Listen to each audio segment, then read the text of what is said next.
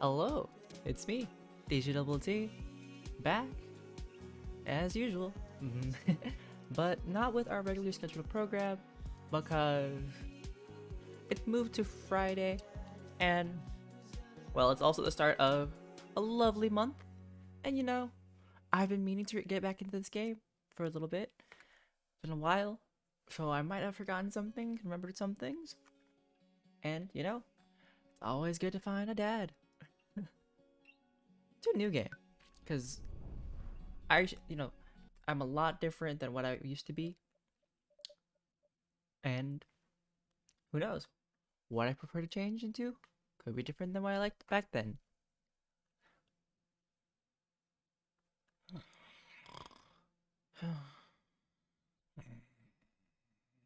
Hmm? Dad. Sorry, that was the really weird breathing. Dad, wake up! Hmm. Me, this is the mood.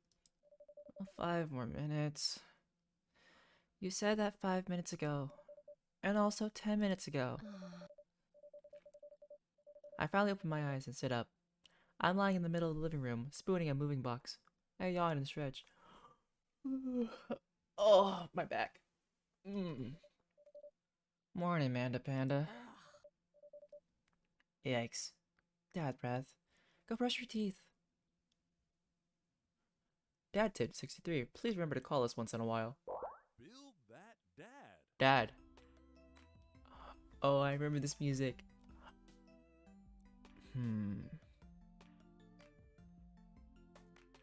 We'll leave it as a regular dad bod. Or, oh, that's the dad bod. Dad. Yes. Should I build myself as a dad? Should I go as a different dad? I really don't know. Eh.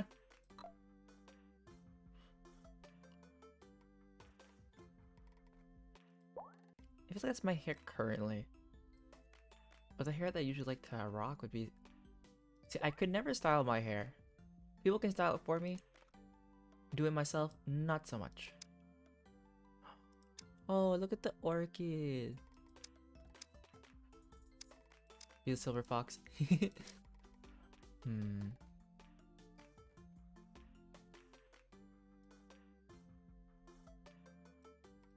Angle mop.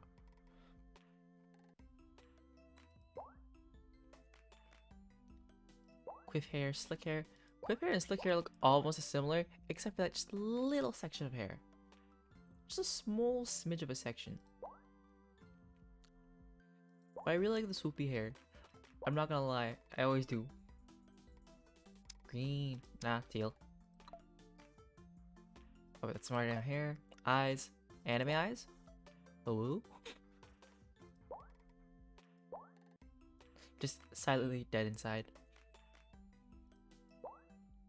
Oh. I know what you did. And you will pay for it with your life. Huh.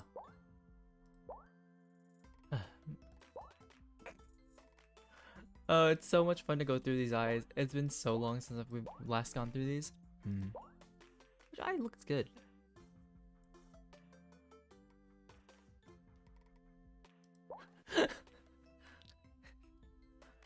Oh gosh. The top right eyes look like just seeing too much stuff.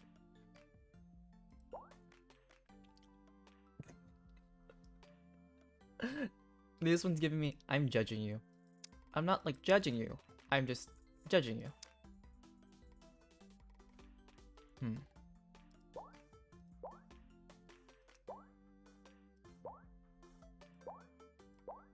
I feel like it gets progressively, like, I'm tired and done with your stuff, too. I am snob.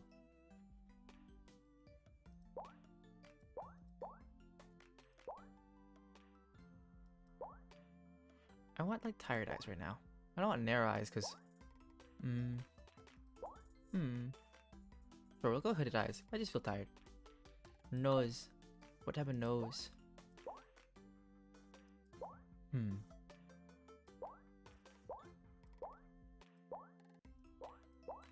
This is why you don't give me character customization. It takes way too long.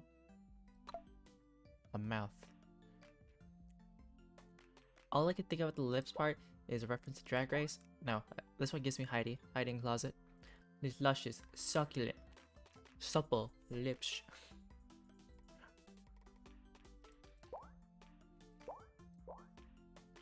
No, let's go derpy this time.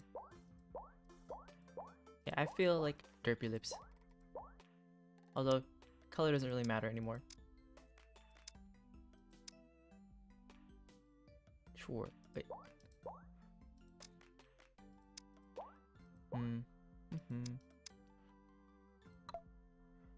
Brows. I got brows, that's true. All Might?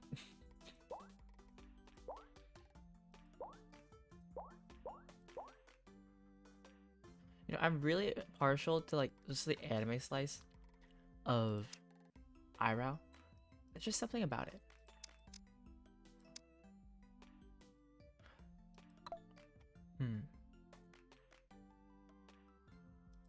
Stash, stash, stash, beard, beard, stash. No stash. Ooh, glasses.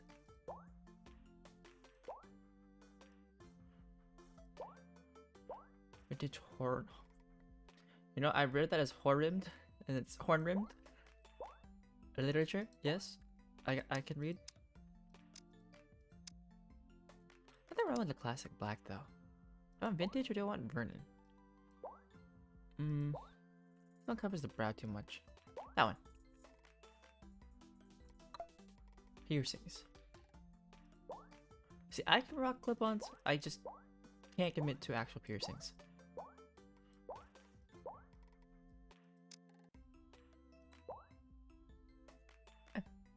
We'll go.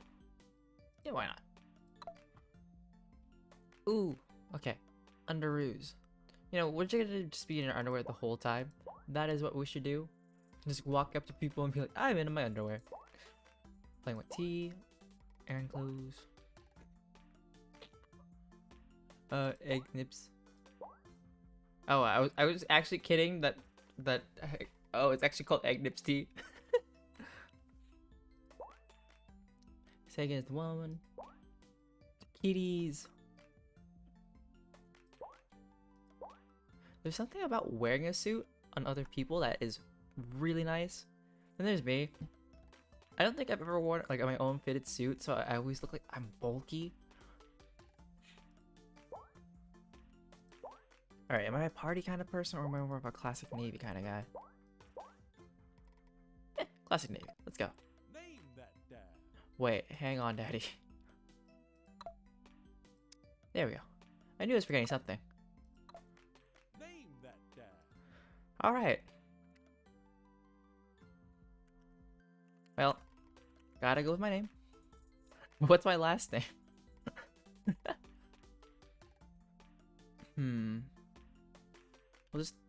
We'll leave it at that. At all the T's in the world.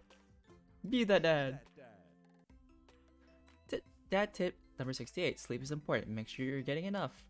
Couldn't it be me? Did you fall asleep packing? I got most of it done, I think.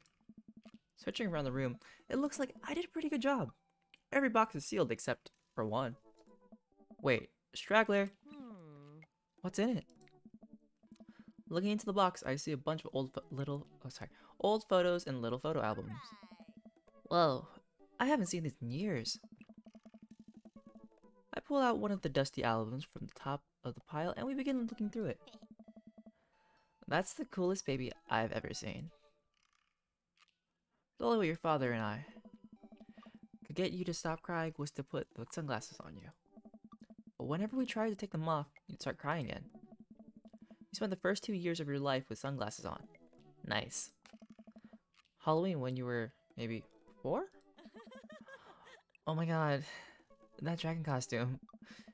You couldn't decide between being a princess or a dragon, so you went with both? Princess Dragon? Why do I remember crying in that dragon costume? You saw yourself in the mirror and realized you were afraid of dragons. Seeing yourself inside the dragon's mouth was a realization of your greatest fear, I think. Right, yeah. Definitely repress that memory. And this was you in your horse phase. Hmm. Dad, I believe you named that plush horse Sir Horsington the Brave? Hmm. I don't think that was his. Amanda lunges for the photo, but I quickly snatch it away and hold it above her head with my superior dad arms. Could it be me, as a small person? Nice try. But this is important blackmail for later down the road. Bleh. Go ahead and try me. I've seen pictures of you in your ska band. Ouch, kid. The Ska Communist Manifesto had a chance back in the day. That was back in the day. I look off into the distance and reminisce about that rad horn section. Hey, it's Emma P. Aw. No, Dad. That's Emma R. I didn't meet Emma P until high school. Honey, I promise you, wholeheartedly, that I will never stop mixing those two up. Dad, Emma R has been my best friend since I was 7. Give it like a little bit of effort. Oh right, Emma P was the one who... See, that just sounds horrible. We're not stealing pets today. Sure. Sure. Dad. Dad, that was me. I did that. Oh. Oh. Hmm. And I was having a sleepover with Emma R, who isn't Emma P. Eh? She never told anyone though. In True Blue, that Emma R. Huh. Anyway, I gotta show this to Emma R later. She'll get a kick out of it. The first photography award you ever won. Why does it sound like a tongue twister? Yeah, and it got us a $20 gift card to McFridays. And then you got food poisoning from the cheesy tostada blast. I think you mean food poisoning, you know, with a Z. Aw. Dad. Still can't drive past McFridays without gagging. Huh. So proud of you though. Amanda reaches down, deep down, into the box and pulls out one last photo. Neither of us say a word. We stare at the photo for a long moment. Aw. I finally decide to break the silence. This was the day we adopted you. It's kind of a funny story. The day we brought you home, we got into a car accident. It wasn't anything big, just a little fender bender in the parking lot. But of course, I was freaking out, and the little old lady who crashed into us was freaking out, and I didn't know what to do. But your father, oh man. He holds my hand and looks me directly in the eyes. The calmest I've ever seen him, he says, "It's okay. It's all gonna be okay." He was right, you know. I stared at the picture for longer. Maybe too long. I miss him. I can't even imagine what it must be like for Amanda. She pats me on the back. Huh. Come on, Pops. We gotta finish packing. The moving van won't wait forever. You're right. Eh? Amanda and I pile into the car and take one last look at the old house. So many memories here. Hard to believe your father and I bought this place almost 20 years ago. Hey, remember when I shattered the front window playing catch? You always had very strong arms. Hey, remember when I shattered the other front window pretending to be a robot who breaks windows? You were a very imaginative child. Yes. Hey, remember when I broke the back window? Blah? We get it, Amanda. You break stuff. Hmm. And there will be plenty more stuff for me to break in the new place. Memories to make and stuff to break. You ready? We sit in silence for a moment. I watch my daughter grow up in this house. It will forever hold a place in my heart, but it stings a little bit to leave it behind. I'm ready. The moving van begins to pull away, and I get the car into a position to follow it. I watch our old house disappear in the rearview mirror. So what? So, sell me on our cool new plaid? I clear my throat and do my best cheesy announcer voice. Nestled in beautiful, scenic downtown Maple Bay, our new house features... Sleep. Multiple places to sleep. Not only are there bedrooms for your sleeping pleasure, but couches and floor space where you can, yes, catch a wink. What a deal. I mean, if sleep weren't for the weak, you sleep more than anyone I know. I admit my faults, Pops. I keep it real. Anyway, it's also smaller than our last house. Cozier, one might argue. Good spin, good spin. I taught you well.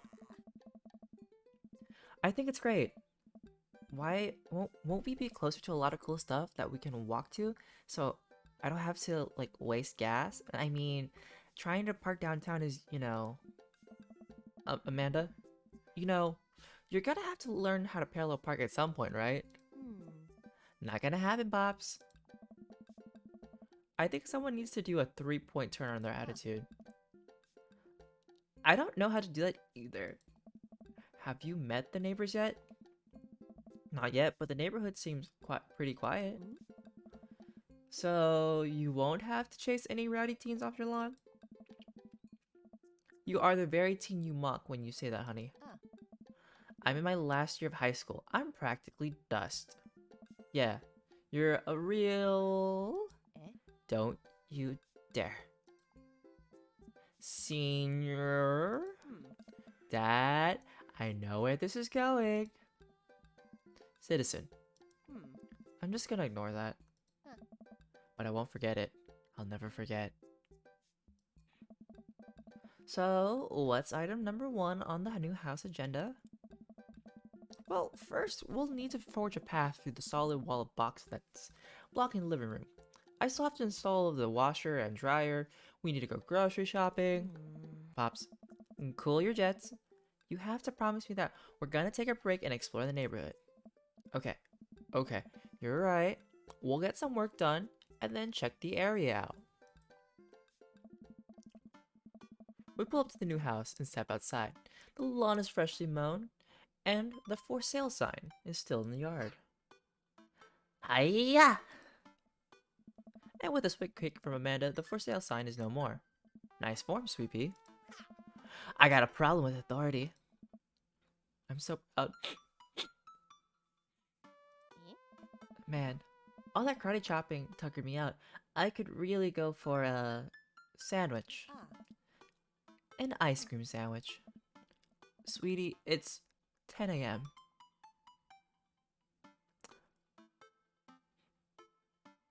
There's no ice cream option. And I don't drink coffee. Dogs.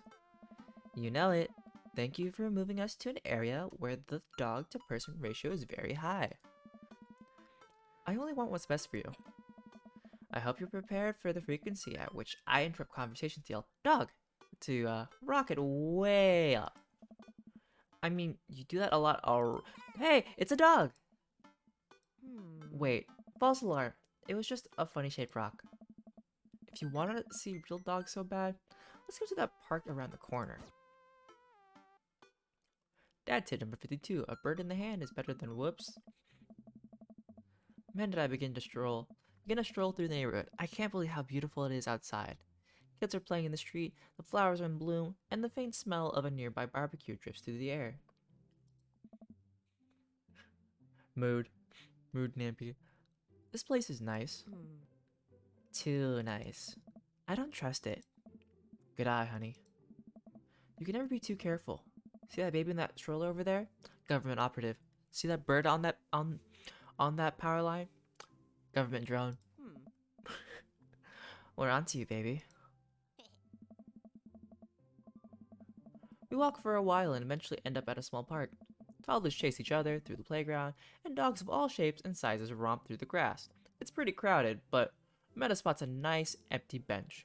We start to make our way over to it when... Heads up! Ow! Not the first time I got hit by something in the head again. Our frisbee suddenly hits me in the face. Woof, woof, woof. A corgi with a neat plaid handkerchief tied around its neck bounds up to me, wagging its tail. I like your necktie. Ruff. He runs around in a circle and nudges my leg with his nose. Oh god, this is the cutest dog. Impart me your wisdom, tiny dog. Woof, woof. Do you have tomorrow's lottery number? Work. Got it. You definitely could have got that. Guy in a Hawaiian shirt jogs over to us and takes the frisbee from me. You know, frisbees are traditionally caught with your hands, not your face. Hmm. See, that one just sounds salty. I do feel salty, but not that level. This one seems, and this one seems, let's go for that. You caught me off guard on this round. Not again. Not ever again. Ha, I'm just messing with you. I'm Brian, by the way. I'm DjDoubleT, and this is my daughter, Amanda. I look over at Amanda only to find her sitting on the ground rubbing the dog's tummy. Hi. Your dog's? Cool. Ah, old Maxwell sure loves the attention. It's great to see another father and daughter out here on such a sunny day. Where's yours? Brian gestures over to a grassy knoll, where a young girl sits on a checkered blanket. She's reading a book, bigger than her head. She puts it down and heads over to us. This is Daisy. She's reading the Brother Karamazov. Her teacher tells me that she has the reading comprehension skills of a high schooler. How old is she? 10. She's a precocious little youngster. Whoa. My natural dad instincts kick in. I must brag about my child's accomplishments. Oh no, it's happening. Go on, Daisy. Tell them about yourself. That's my girl. Amanda, get in there. Okay. My HP, 80. Brian's, 80. Brag. Amanda here just recently won a local photography award. Wow. Congratulations. Brian loses 10 HP. Daisy actually just won a statewide poetry contest. You lose 15 HP. Excuse me? Ow. More bragging. Last week, unprompted, Amanda helped an old woman with her grocery bags. Oops, wrong voice. It's an extra powerful Brian loses 20 HP. Daisy just started a weekly chess club at her elementary school computer lab. She's the president too, of course. Dang. My high school doesn't have a chess club. Or a computer club. You lose 10 HP. More bragging. Amanda's in all honor classes this semester. Brian loses 10 HP. Oh really? I'm actually talking to Daisy's teacher about having her skip a grade. Even Amanda kind of bristles at that one. You lose 20 HP. I only have one daughter. Can't switch honors. Amanda's your only daughter.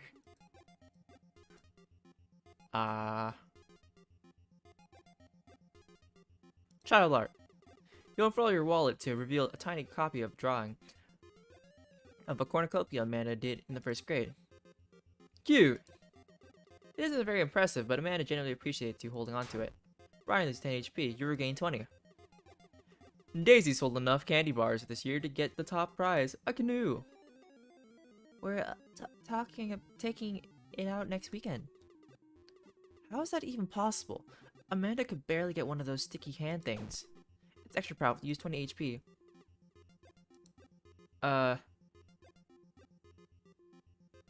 Item? Spelling bee photo? Fumbling through your phone's browser, you managed to pull up a photo of Amanda winning her 10th grade spelling bee. Wow, congratulations, Amanda.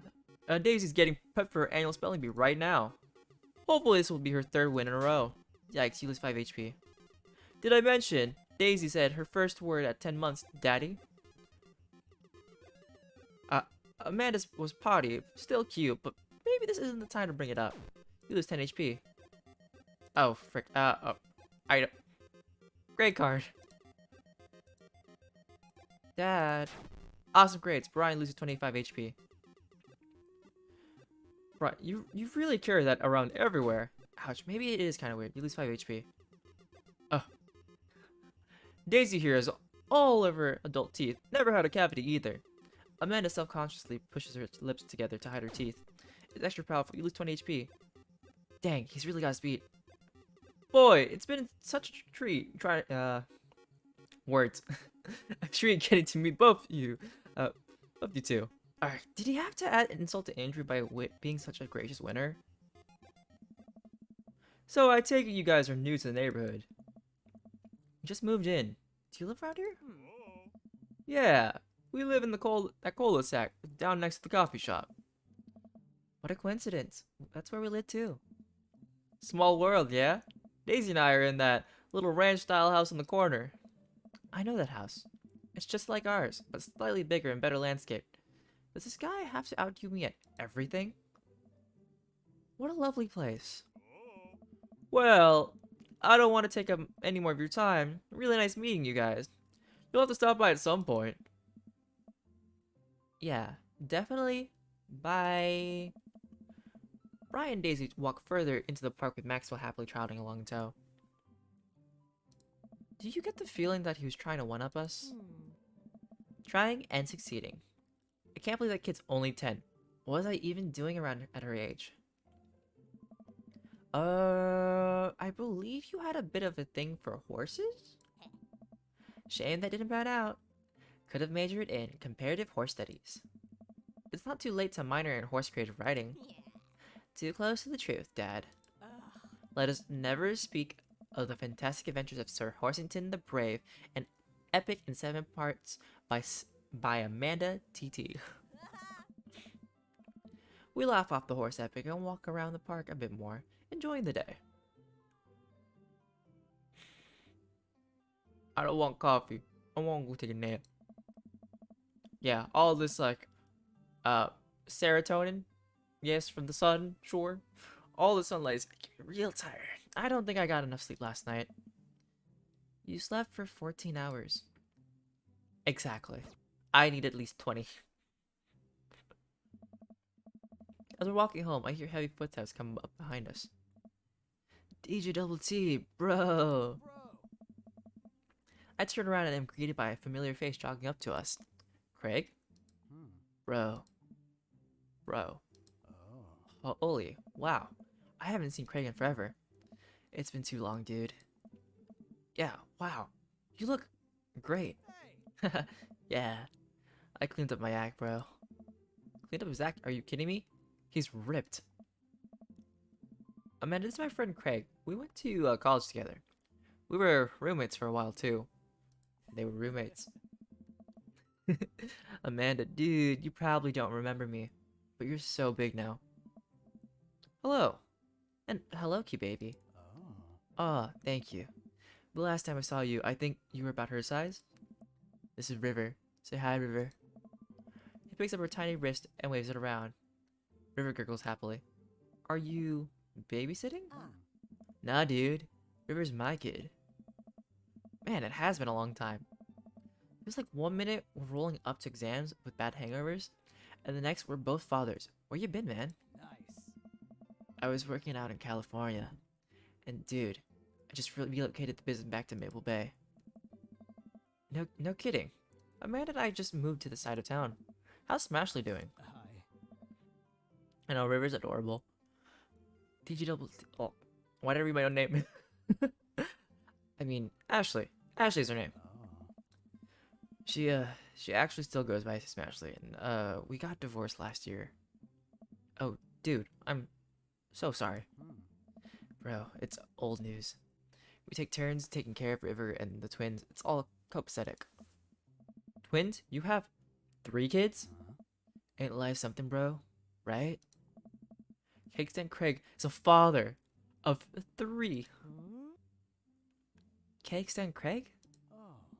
Oh, yeah, it was my old college nickname. He got it because he did a lot of cake stands. It's that thing where you do a headstand on a keg and then drink from the keg. Right. He was very good at it. Oh, bro. I hate to be that guy, but I'm in the middle of my daily jog and I really gotta keep up my heart rate. Brought River along for, resistance training. You jog daily? I jog biannually. Oh wait, that's the wrong word. Yearly. No, every decade? Maybe centennial? On January 1st, when I promised myself that I'm gonna jog daily for the rest of the year, but give up after 30 minutes and just walk home. No, I don't even start. I'm kidding. Well, bro, it's never too late to get back into, dude. You should join me sometime. I don't know. Hey, Come on, dude. It'll be fun. We could grab breakfast afterwards, catch up. We could do a bro brunch like the good old days. Alright, sure. Sounds great. Great. Dude, let's get that going soon. I'm gonna get moving. Good to see you, dudes. I prefer walking. Craig gives a little wave, but puts his earbuds back in and jogs off. I can't believe Craig is ripped and has kids. I'm reeling. Why is that? The Craig I knew is not fit to be responsible for any living thing, including and especially himself. One time I watched him drink an entire jar of marinara sauce for dinner. Amanda, he opened up a new jar of marinara sauce and then he drank it like it was a thing that was that normal people do. It was unholy. And then I asked him what the hell he was doing, and he said, and I quote, "Bro, it's basically a smoothie, bro." I mean, technically, he's not wrong. He jogged. He was jogging. He's like a totally different person. And I'm still the same. Anyways, we better get home. I'll have plenty of time to reflect on how old I feel later. I know I'm at a good age of 25, but I'm old. Amanda and I flop down onto this couch. Amanda has to shove some empty boxes out of the way before she can sit. Too bad.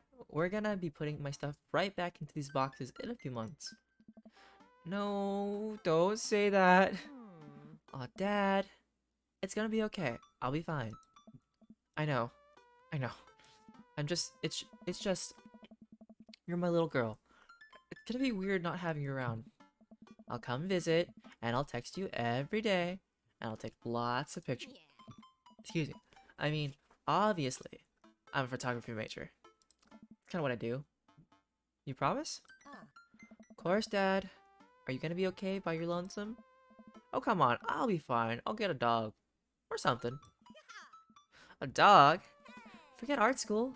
I'll stay for the dog. Is that what it's gonna take? Bribery? Dog bribery? Medium-sized dog. Handkerchief around the neck. I get to name it. That's what it'll cost for me to give up on my dreams. I'm a woman of simple wants. And needs. Mood. Well, a dog is a lot cheaper than college. Suddenly, a pile of envelopes slides through the mail slot. Speaking of college... Amanda darts over to the envelopes and shuffles through them. She pulls one out and throws the rest back on the floor.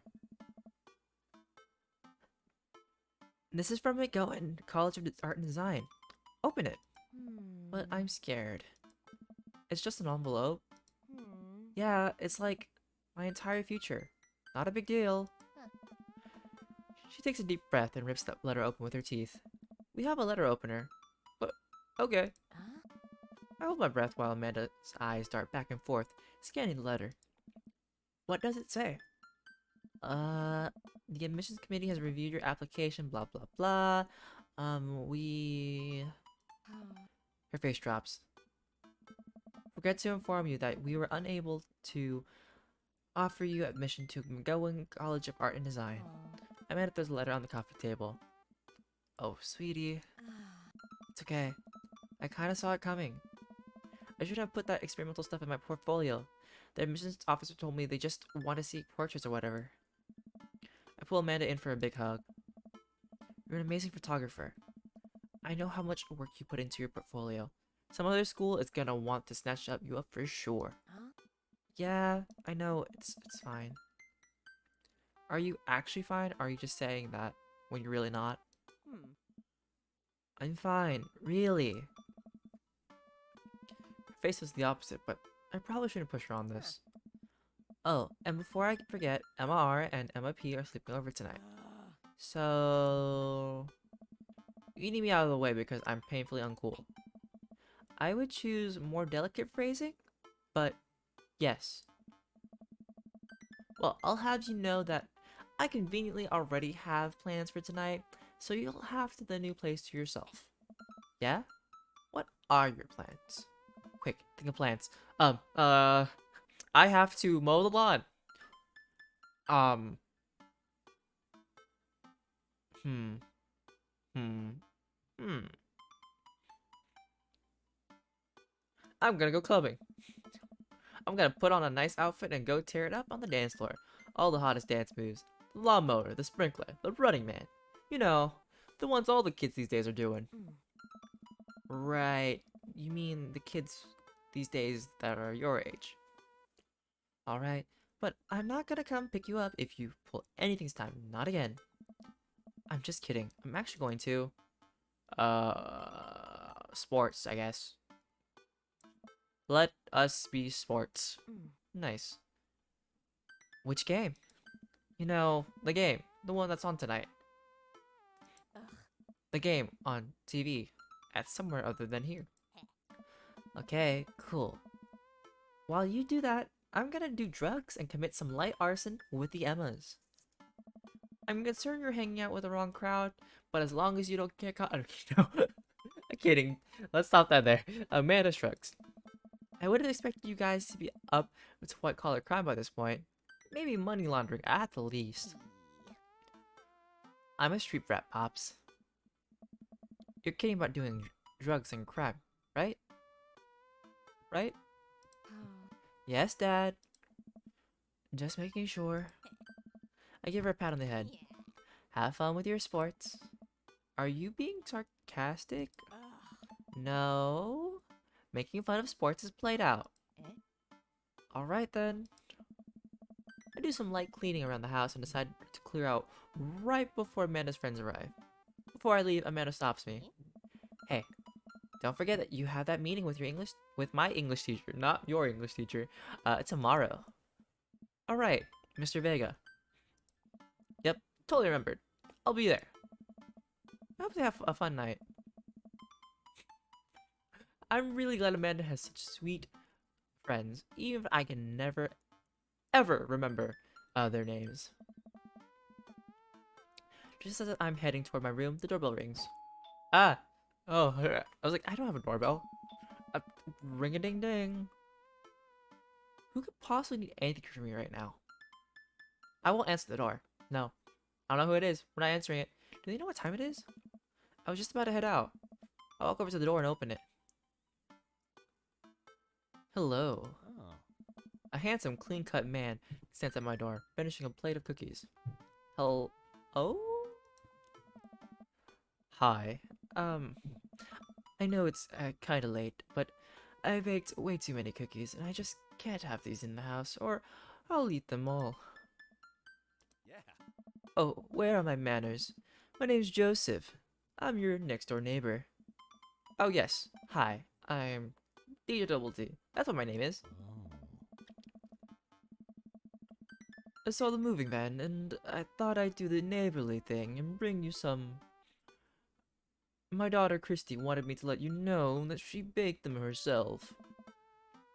Joseph leans in and whispers, but between you and me, she sprinkled in the chocolate chips. Good one.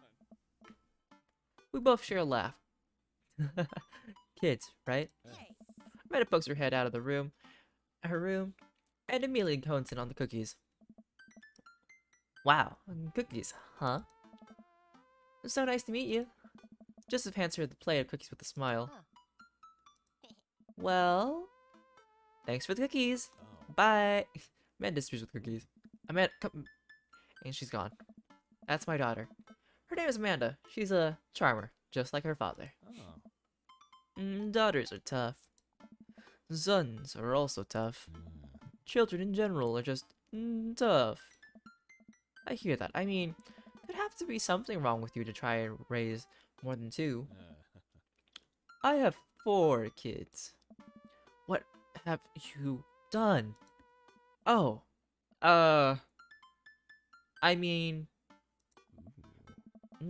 don't worry. You didn't mean to be rude. Oh no, this is the first neighbor I've met, and my social life is already in a tailspin. I wonder if it's too late to move again. You know, to the other side of town. On the other side. Yeah, okay. Is the missus around? Mr. actually. Thank you for your assumption. And, no, not anymore. Yeah. He died. Oh. Oh. Oh. Uh, I'm sorry for your loss. No, it's alright. Wow. This is uncomfortable. We stand there quietly for a moment, acutely aware of how awkward we both made things. I'm sorry. Can you, close the door real quick? I look at Joseph quizzically, but comply. After a second, I hear a knock on the door. Opening it, I see Joseph standing there with a huge smile. Oh. Hey, I'm your new neighbor, Joseph. I promise not to talk about your dead spouse this time.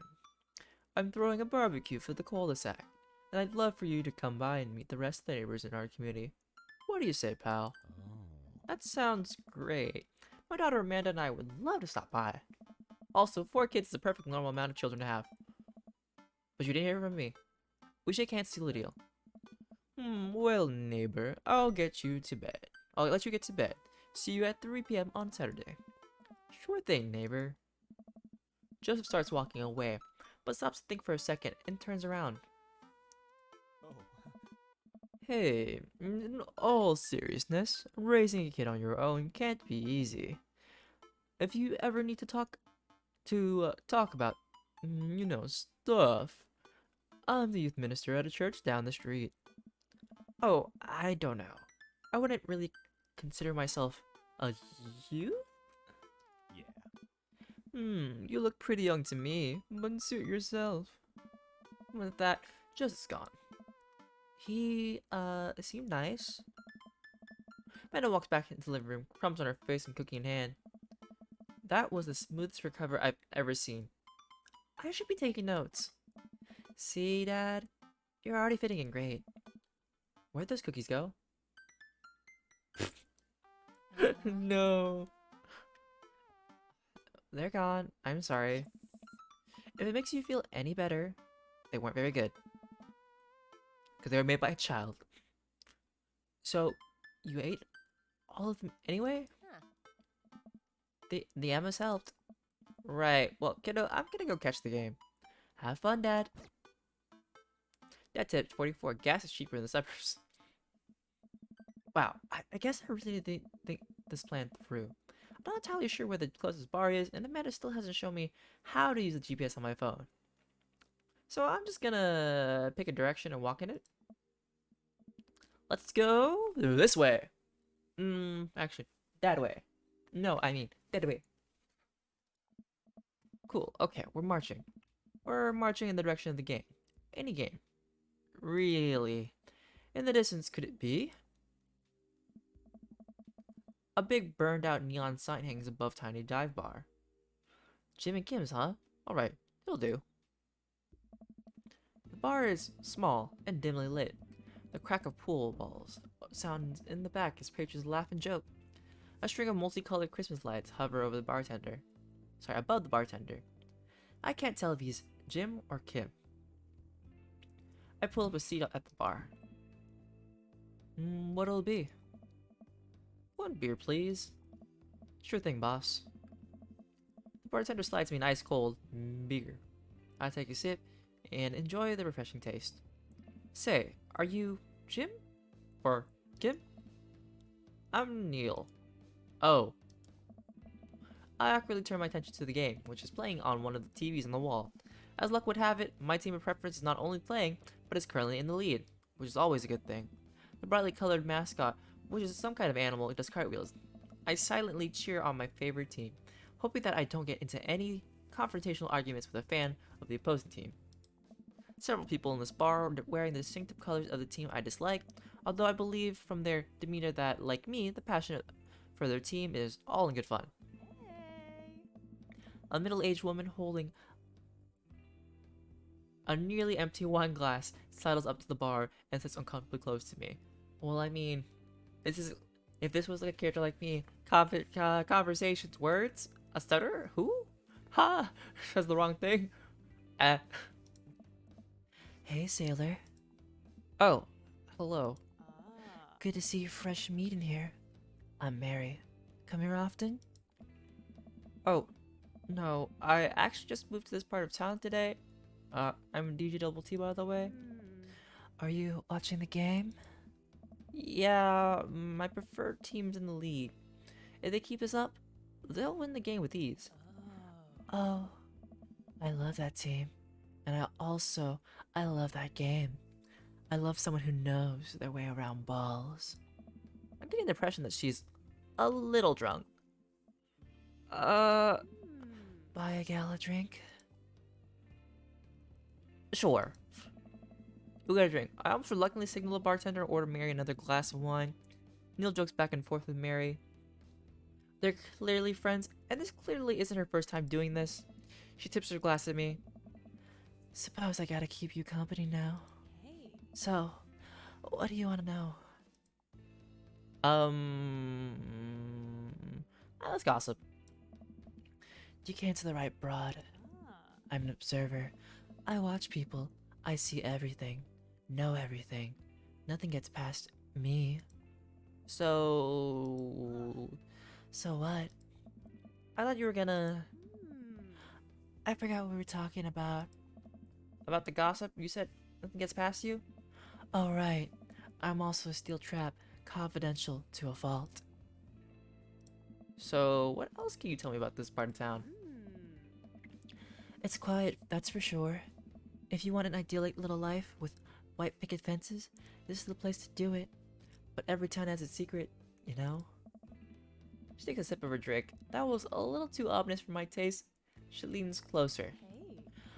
Would you like to learn some of my secrets? Oh boy. Maybe some other time? Ugh. Suit yourself, sailor. Mary saunters off, setting her sights on the newest bar patron to enter. I happily watch the game over another beer. The game has gotten close in terms of points, a little too close than what I'm comfortable with. After a particularly skilled player scores a number of points for the other team, putting them in the lead, I hear an affirmative grunt from another man at the bar. Go team. He sits alone, brooding over a beer and keeping an eye on the game. Enjoying the game? I am now that we're winning. Oh, we must be rooting for different teams. In my opinion, my team is far superior. I have to disagree with that. Based upon our win-loss record, I'd say that my team is superior. That's where you're wrong. See, since as it stands right now, my team's beating yours. The conversation ends there, and we both go back to silently rooting for our respective teams. The game's close, with both sides playing their hardest to win, but in the end, my team prevails. Quiet cheers ripple throughout the bar. I raise a respectful glass at the man drinking whiskey. He raises his in response. An unspoken truce formed between us based on our mutual love for the game. He motions to the bartender, who pours 2 glasses of whiskey. The man slides over to on over to me. Went over to me, sorry. The name's Robert. Thanks. I'm DjDoubleT. You must be new here. Mary already hit on you? Yeah. Robert chuckles. She's a peach. Well, you picked the best bar in town. As slimy as it is, you'll never find a better spot than Jim and Kim's. Is there actually a Jim or Kim that runs this place? No, that'd be Neil. Neil waves from across the bar. Good guy, Neil. Not enough Neils in this world. Okay.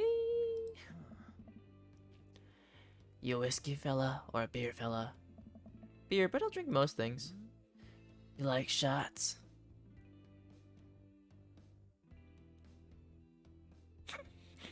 I mean, I can handle it. Thank God. Robert nods to Neil, who serves up 2 shots of whiskey. He hands one to me. Here's to your health. We take the shots, the whiskey burns going down, but I try my hardest to look tough. Wait, I think this is what making friends is? Okay, DjDoubleT. This guy's out of my friend league, but I think if I play my cards right, we'll be pals in no time.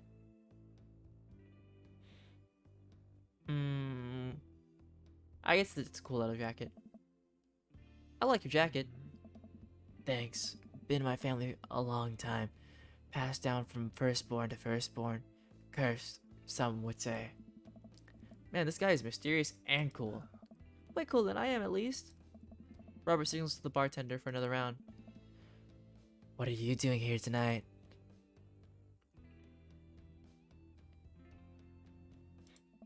The usual. I like your style. He gets up. Be right back. Got a powder in my nose. Never seen Neil this talkative. He must like you. Huh. I guess so. I gotta admit that Robert has a gruff charm to him. If a guy like that thinks I'm cool, then I really must be. Robert comes back from the bathroom and grabs his leather jacket. I'm gonna go home. You heading my way? Robert and I leave the bar and find ourselves walking in the same direction. I live in this cul-de-sac down the way. Does everybody live there? Me too. We just finished unpacking today. Great place to be. Good neighbors. Well, some of them. Who's that? We get to Robert's house, which is just a few houses away from mine. We stop, and he turns to me. I don't kiss and tell, DjDoubleT. So, are we doing this, or what? What? You know. Do you want to come inside, or not? Wave of realization rushes over me. I blush. No, thank you. I better call it a night. Catch you around?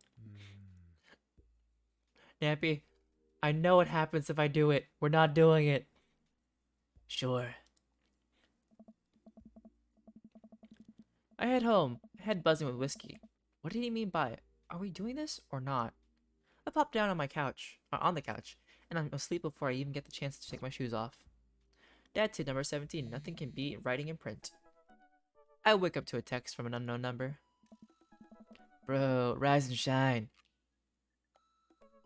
Early bird? Still want to work out? This is Craig, by the way. Bro, dude. Holy crap, it's 6 a.m. I'm actually up at this time. Who does 6 a.m. anymore? No, this is when I go to sleep sometimes. Without realizing it, I drift back to sleep. Oops. Must have winked back out. I check my phone again. Hey bro, bud. Still wanna get your swole on? I'm ready to tear up the track. Hit me up. God, the last thing I want to do right now is work out. But it is Craig. I do want to catch up. To the gym we go. For the power of friendship. Hey my man, I need a few more minutes to wake up, but let's meet in 20. After a few seconds, another text comes in. Sure thing, dude. Meet me at the gym. I stretch my bones. And my bones creak. And they crack. Oh, speaking of crack. Okay. Cracking back. I gotta stop falling asleep on the couch. I throw off my blanket and hey, wait. I don't remember falling asleep with a blanket. Amanda must have tucked me in after I fell asleep. Bless that child. I reluctantly brush my teeth, throw on the only clothes I own that are even kinda gym appropriate, and head out. The neighborhood is quiet and serene. It's early in the morning. Birds chirp and the grass is still wet with dew. Surprisingly, the gym is pretty crowded. I spot Craig standing out in front, stretching of course. He spots me and waves enthusiastically. Hey bro, good morning. Hey, good to see you, man. I'm definitely not as pumped as he is. Maybe I should have had some coffee before I left. You ready to kick some butt? Just help. This is it. This is how I die. I'm sorry. I just had to. I'm sorry, Craig. It'll be alright, dude. We'll ease you into it. We headed to the gym and I'm immediately intimidated. All these people look like they could break me in half. And I'm not wishing they could break me in half. I'd rather not be broken in half, you know? As much as there would be like more to love on the floor in half, I would like to behold. Craig is friends with all of them? He high fives and finger guns all the cool jocks in the room.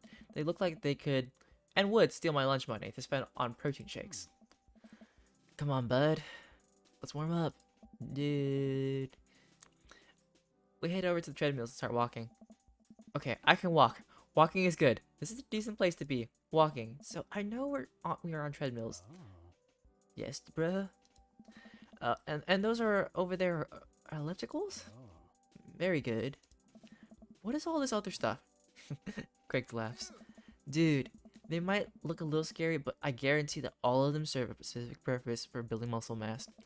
I watched as a dude in a muscle tee flexes a muscle I didn't even know even existed on a machine I think was once used to process grain into flour. What is that?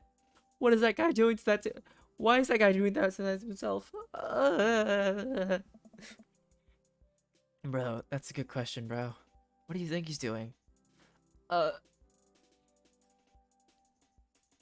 thigh crushing. Yes. He's trying to make his thighs so strong that he can crush people's skulls with them. Yeah, dude, bro, that's pretty much the only reason I work out. Oh no, Craig is turning up the speed. I better do the same. Oh, how long have you been doing the buff thing? Oh. A couple years. What do you do when you're not dadding or working or buffing? Oh. Oh, bro, I coach my twin softball team. That still counts as both dadding and buffing. I keep busy. What do you do for fun? I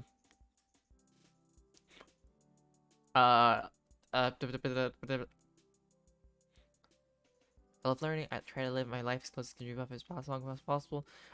Sure. Will be confident. Confidence! I spend most of my time in front of the mirror admiring my Adonis-like figure that I've worked so hard to sculpt. By the way, I mean lay horizontal and watch bad television. Nice. We're jogging now. Oh god, we're jogging now. I look over to Craig, who hasn't even broken a sweat. How is he doing this so effortlessly? I am dying. I can feel my life force draining through every step I take. Out of every orifice of my body.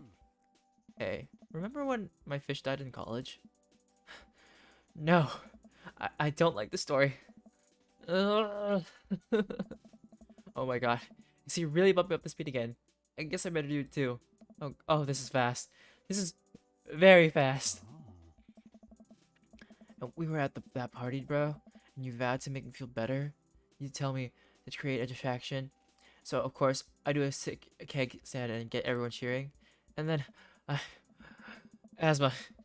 try to steal a fish from a fish tank at the party with my bare hands like an idiot.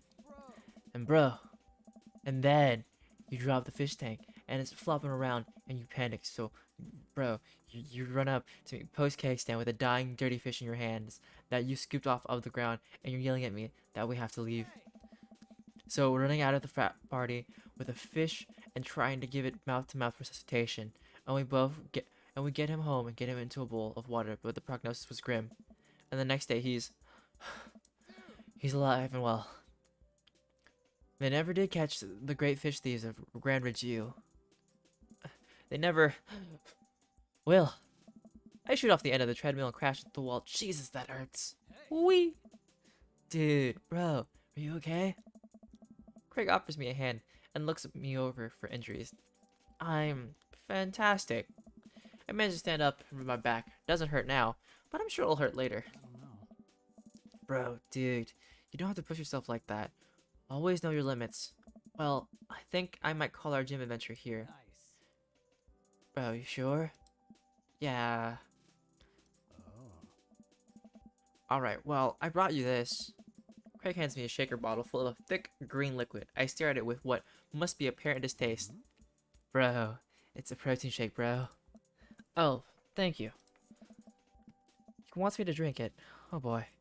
Here goes. I take a small sip. It's actually delicious. Wow. This is really good. And bro, it's good for you. It's my special recipe. I'm pretty proud of it. Let me know if you ever want to work out again. Maybe we can try running around the neighborhood if treadmills aren't your speed. Nope, no pun intended, bro. Good one. Well, I'm gonna go put some ice on this. Everything. I'll see you around? I leave the gym feeling ashamed. Craig used Craig used to order delivery from the pizza place across the street from our dorm, and now he can run circles around me, and he could probably crush me with his thighs. Literally, man, I really gotta work on this dad bod.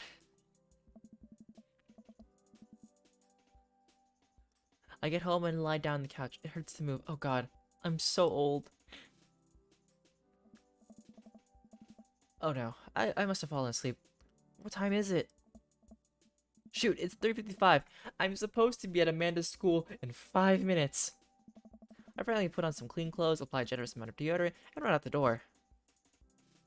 It's better to be early than late. I arrive at Amanda's school and check in at the front desk. They give me a bright orange visitor sticker and send me on my way. I'm barely awake and feeling pretty haggard, but hopefully nobody will notice. I check my watch and am relieved to see that I'm only 2 minutes late. Wait, was it room 103 or 108? I spot a youth standing at his locker and approach him for help. Excuse me, do you know where Mr. Vega's classroom is? The youth turns around and looks me up and down with heavily lined eyes. Come on, kid, I'm late for a meeting. Mr. Who? Mr. Vega. I don't know. Have you tried the exit? Okay, wise guy. Are you gonna help me out or not? Fine. Up those stairs and to the left. Can't miss him. I head up and stare up the stairs and walk around, unable to find Mr. Vega's class. Anywhere, after a couple minutes of searching, I head back downstairs. That punk youth sent me on a wild goose chase. I get back to where that low-rent Gerard Way is standing, fully ready to give him a piece of my mind, when suddenly a head pops out of the classroom next to his locker. Oh. Lucian, don't you have a third period to get to? Fine, Mr. Vega. Ah. Wow. Now, officially 10 minutes late, I glare at him as he walks away. We're not cool. You must be at DjDoubleT. This period's almost over. Would you mind waiting in the back? Oh. Mr. Vega leads me in, and I take a seat in one of the comically small students' desks in the back. I might get stuck in this. Ah. Alright. Where were we? Now, who can tell me about the unreliability of the narrator in J.D. Salinger's Catcher in the Rye? Yes, Colin. Colin stands up and does the thing where he blows into the crook of his elbow to make a fart noise. The whole class erupts in laughter. Alright, everybody. Very funny, Colin. Please sit down. Now, Holden Caulfield is an unreliable narrator in the sense that the bell for the end of the period rings. All the students immediately get up and make a break for the door. Sweet manchego. Remember to do the reading and answer the response questions on page 194 in your textbook. Nobody's listening. Oh. Or not, I guess. Mr. Vega turns to me and sighs. Middle schoolers, right? Don't you teach high schoolers? Both. You know, budget cuts. Right. Thanks so much for coming in. No problem, Mr. Vega. Please call me Hugo. I don't normally do these impromptu parent-teacher meetings, but as I'm sure you know, Amanda's a very bright student, and I'm concerned about her recent behavior. What's going on? Amanda has never been the most engaged student, but I know she cares. Recently, though, she's been falling behind. Not apart. She's not completing assignments, and has been doing rather poorly on tests. I'd normally chalk this up to senioritis, but this is strange. I thought Amanda always shared everything with me. It hadn't even crossed my mind that something might be wrong. I just wanted to ask, is everything okay at home?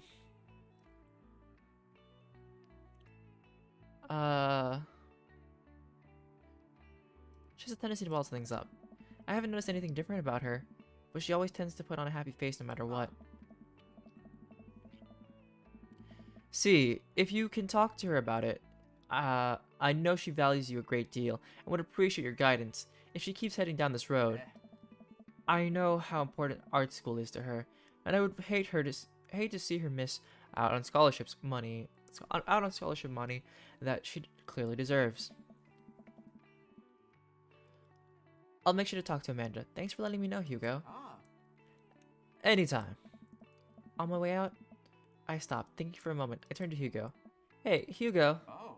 Yes. They ever catch that rye? Oh. Yes. I leave the classroom and make my way out of school. I'm still a little bit in shock that Amanda was able to hide this so well from me. She's always been such a force for positivity in my life, especially after we lost her father. Amanda must be done with class for the day by now. I'm sure she would appreciate a ride home, and maybe I can talk to her about what's going on? I pull up to the carpool and Amanda hops in the passenger seat. So, did you have fun gossiping about me? Mr. Vega and I actually just gossiped about our celebrity crushes. So, you talked about Mario Batali the whole time? It was a very productive meeting.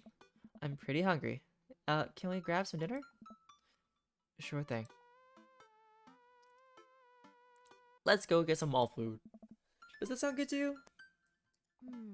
Yeah, sure. Why the mall? Geez, can a dad take his daughter to the mall? Will you buy me things? I will buy you a thing, singular.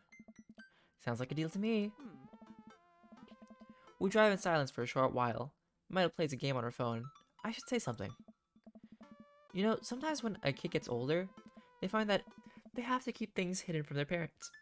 And that's okay, because sometimes that's what kids do. And that's okay, but also sometimes it's good to have the parents' perspective because, you know, maybe the parents have also dealt with similar situations. And maybe they're a little cooler than you give them credit for. Anyway, what I'm trying to say is that it's good to share. Love you. Have you been reading my tweets? You have a Twitter? What? Never mind. Look, sweetie, Mr. Vega said you haven't been participating in class, and that you're not turning things in. Oh, Pops, I'm fine. Senioritis and all that. I thought you liked Mr. Vega's class.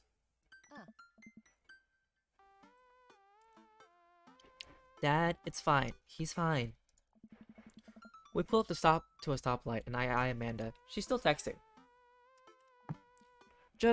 I want you to know that you can talk to me about anything. Uh-huh. I can tell that whatever it is, she doesn't want me knowing about it. It's frustrating. I heard Emma R is going to that fancy art school in California. That's exciting. Yep. Are you bummed that you guys aren't going to the same school? Yep. Amanda keeps texting. She stifles a laugh. What's so funny? I don't think you get it. Okay. Who you texting? Noah. Who's Noah? My friend? Does he go to your school? Yep. Do you like Noah? What?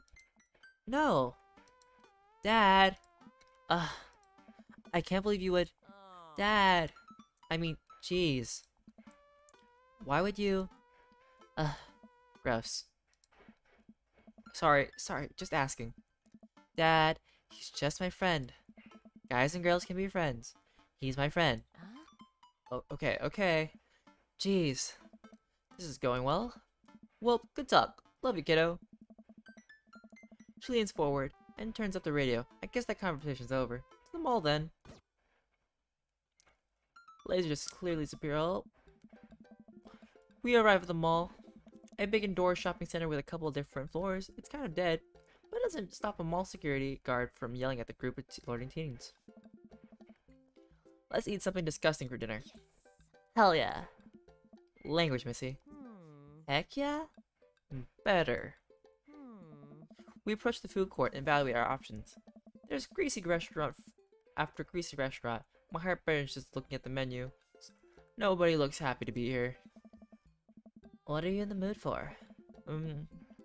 Bread dipped in sugar bread with cheese on it, or do you want me to inject some fat directly into your bloodstream?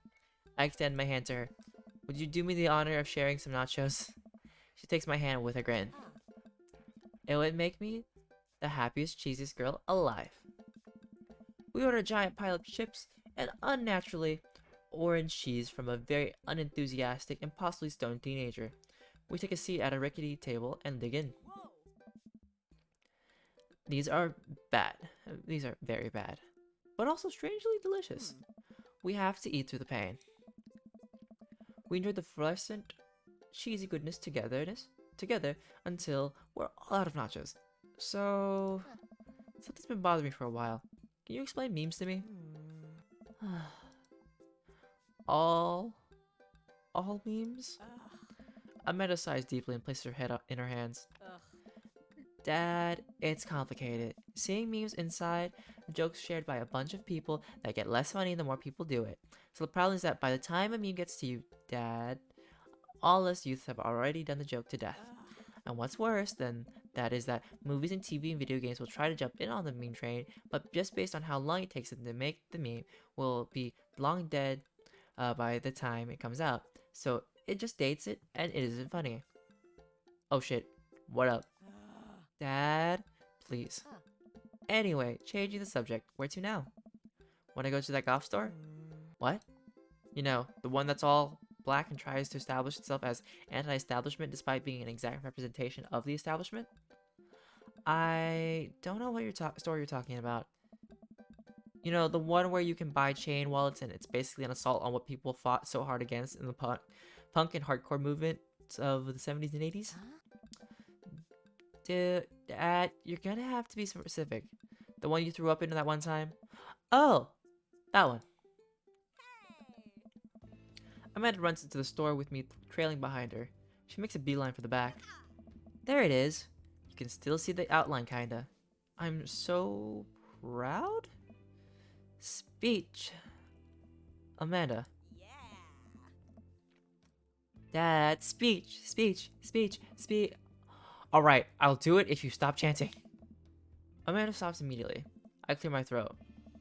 Thank you all for joining us here today to commemorate an historic moment that would forever shape history on a day very much like today. Some 5 years ago, our very own Amanda Ann TT had too much blue raspberry slushy on an outing to the mall. After begging her father to take her to Dead, Goth, and Beyond to buy rainbow suspenders, she proceeded to throw up all over a display of My Chemical Romance merchandise. Her loving father then had to pay for said merchandise, which to this day remains among our possessions. Thank you. Amanda's move, she begins clapping, slow at first, then faster and more vigorously. Several other patrons turn their heads. One of them also starts clapping. I bow my head. Oh hey, chain wallets.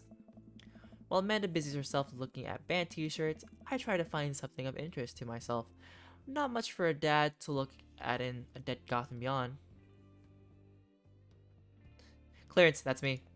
There's a big cardboard box of marked down items. I'm pretty sure $4 for purple eyeliner is a good deal, I think. I wonder if I would look good in purple eyeliner. Hell yes, I would. Look, this is very important to me. Ooh, what voice do I give you? I overheard a stifled argument over at the cash register. An older gentleman is carrying a garment and showing it to a bored-looking cashier with pink hair. I can see that. Don't know what to tell you, dude. I just work here. What? What? Listen. When I bought this online, the website said this blouse was Victorian-inspired. However, when I received it, it clearly held the trademark of Edwardian dressage. Do you want a coupon? I can give you a coupon. Will you leave if I give you a coupon? Is there a manager present? People have to know what they're buying. I am the manager? Huh. I see. Well, it would seem that I have outstayed my welcome. Good day, shopkeep. Your superiors will receive a strongly worded letter by post. Whatever, dude. The man whirls around and storms out, his little coattails trailing behind him. I can't tell if they are Victorian-inspired or Edwardian in nature. Amanda trots up to me with a t-shirt in her hand. Oh boy, here it comes. Oh. Hey, Datron 5000. Yes, I'll buy it for you. Wow, that was easy. Thanks, Pops. At least it's only one this time. Amanda plops the t-shirt to the counter and grins at the cashier. I love your hair. Cashier says nothing and rings Amanda up, radiating hatred. I hand her a 20. So what was that guy's deal? The cashier rolls her eyes so hard. I'm worried she'll pull something. That's Damien. He's in here all the time. He's obsessed with Victorian fashion or whatever. She hands Amanda her bag, and it's clear the conversation is over. We make our way out of the store and head home to get some rest. Amanda and I sit on the couch trying to find something to watch over bowls of ice cream. Oh, cool. Long Haul Paranormal Ice Road Ghost Truckers is on. Your favorite, right? Oh, hell yes. They have to make it over the Canadian tundra before the ice road melts, but also they're hunting ghosts. Also, the trucks are haunted. This is an episode I've already seen, but it's one of the best. Callum and Flint Dogbone, the twin brother truck driving and ghost hunting duo, find themselves in the greatest peril yet. Oh no! The ghosts got control of the truck. I can't steer on them here damn ice roads. Let me use this EVP meter to try and communicate with the spirits.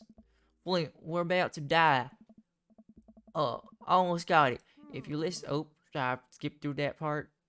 That's because we are about to die, you. This is art. The episode ends and Amanda excuses herself to go and start arguments on the internet. I stay up a little longer, curious about the exploits of Callum and Flint, Dogbone, after the disastrous ice road accident, after I crawl into bed and get a good night's sleep. Welcome back, Navi.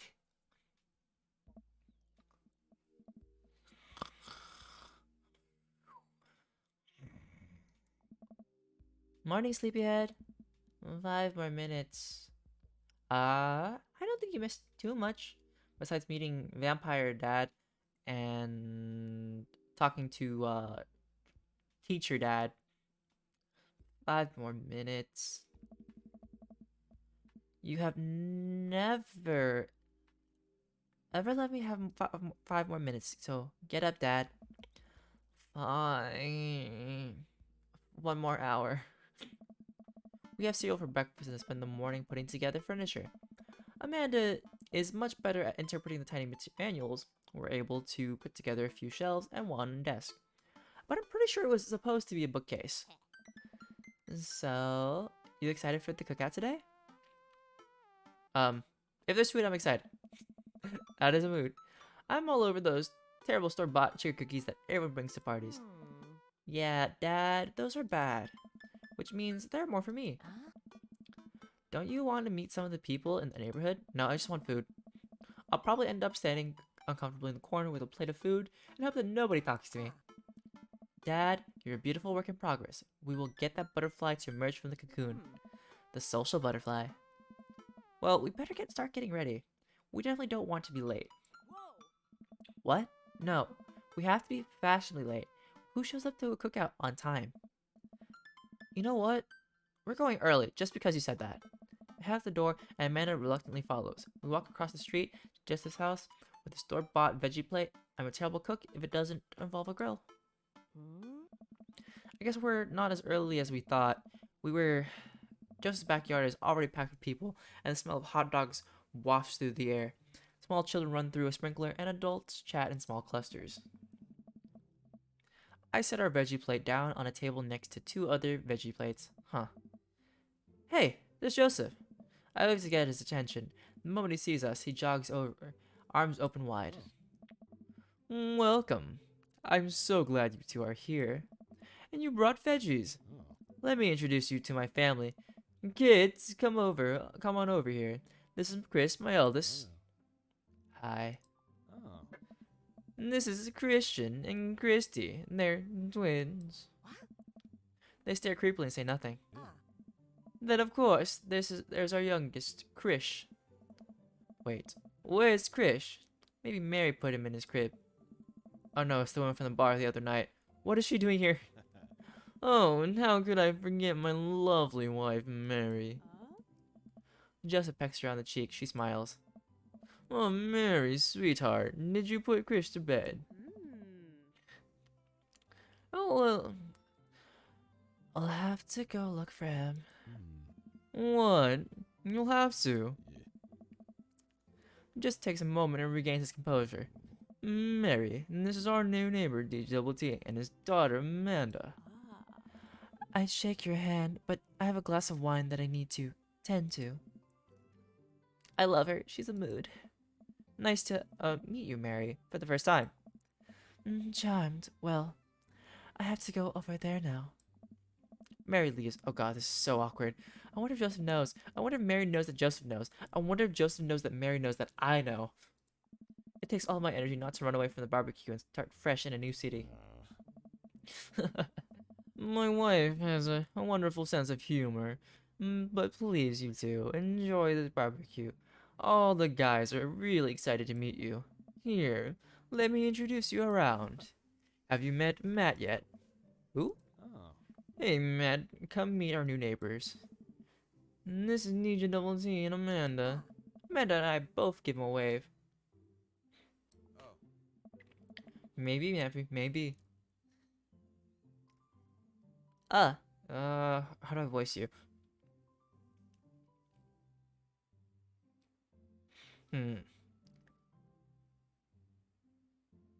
Eh. Hey, I'm Matt. Nice to meet you too. Matt runs the coffee shop down the street. He bakes a mean carrot cake. Matt grins sheepishly. He also knows everything about music. His record collections takes up a whole wall of his house.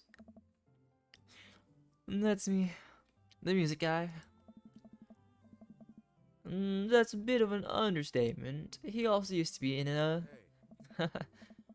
I'm just the music guy. Always to discuss music. Tunes and stuff. Oh. That's so cool. I love music. Matt's ears seem to prick up.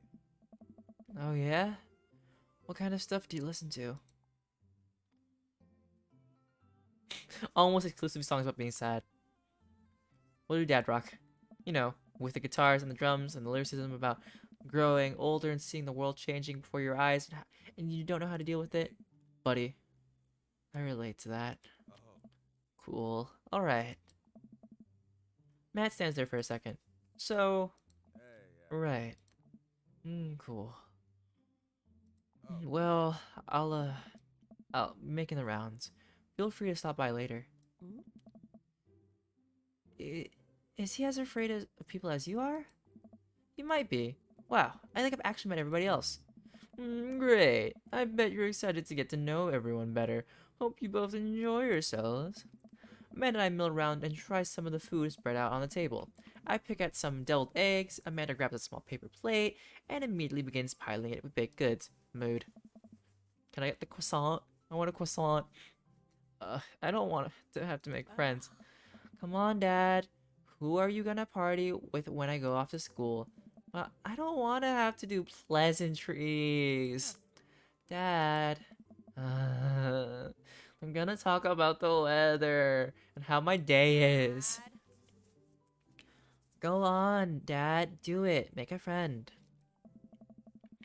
But how could I possibly abandon my only child at a social function? That's bad parenting. Dad, this plate of cookies is my new dad. Bye. Oh, I've been replaced by cookies. Amanda shoves me into the center of the yard. Here goes nothing. I look around the party and I'm surprised to see some familiar faces. Oh, it's the coffee guy, or he's the music guy. Didn't I meet that guy at the bar? Didn't that guy throw a frisbee at my head? Isn't that the guy who was throwing a fit in Dead Gotham Beyond? Isn't that Amanda's teacher? Hey, I know Craig. But wait a second. All these people live in our cul-de-sac? That can't be right. I'd better investigate. Sure. Matt and Hugo seem to be embroiled in an intense discussion. Craig looks on, smiling politely. I walk over to say hello. Well, I don't think it's fair to try and compare two art movements like that. Periods in art only exist because they're unique byproduct of the social and political climate of a time and place, and to try to take something like, say, the Rococo period and compare it to postmodernism in America, you're completely disregarding the context in which a work of art is created. Matt and Hugo seem to be so busy talking that they don't notice me. Craig leans in. Dude, I have no idea what's happening. I turn my attention to Craig, who seems a little more attentive to my existence. How'd resistance training go the other day? Dude, great. Little River here is such a great cheerleader, aren't you, tiny bro? Craig grabs River's arms and waves them around. You can do it, Dad. I'm so proud of you. I'm sorry for pooping on you. She must be a handful at that age. Oh, they always are. But it's so worth it. Craig grabs River's arms again and waves them around. Also, bro, I'm sorry for throwing up on your dad. Oh. How you settling in?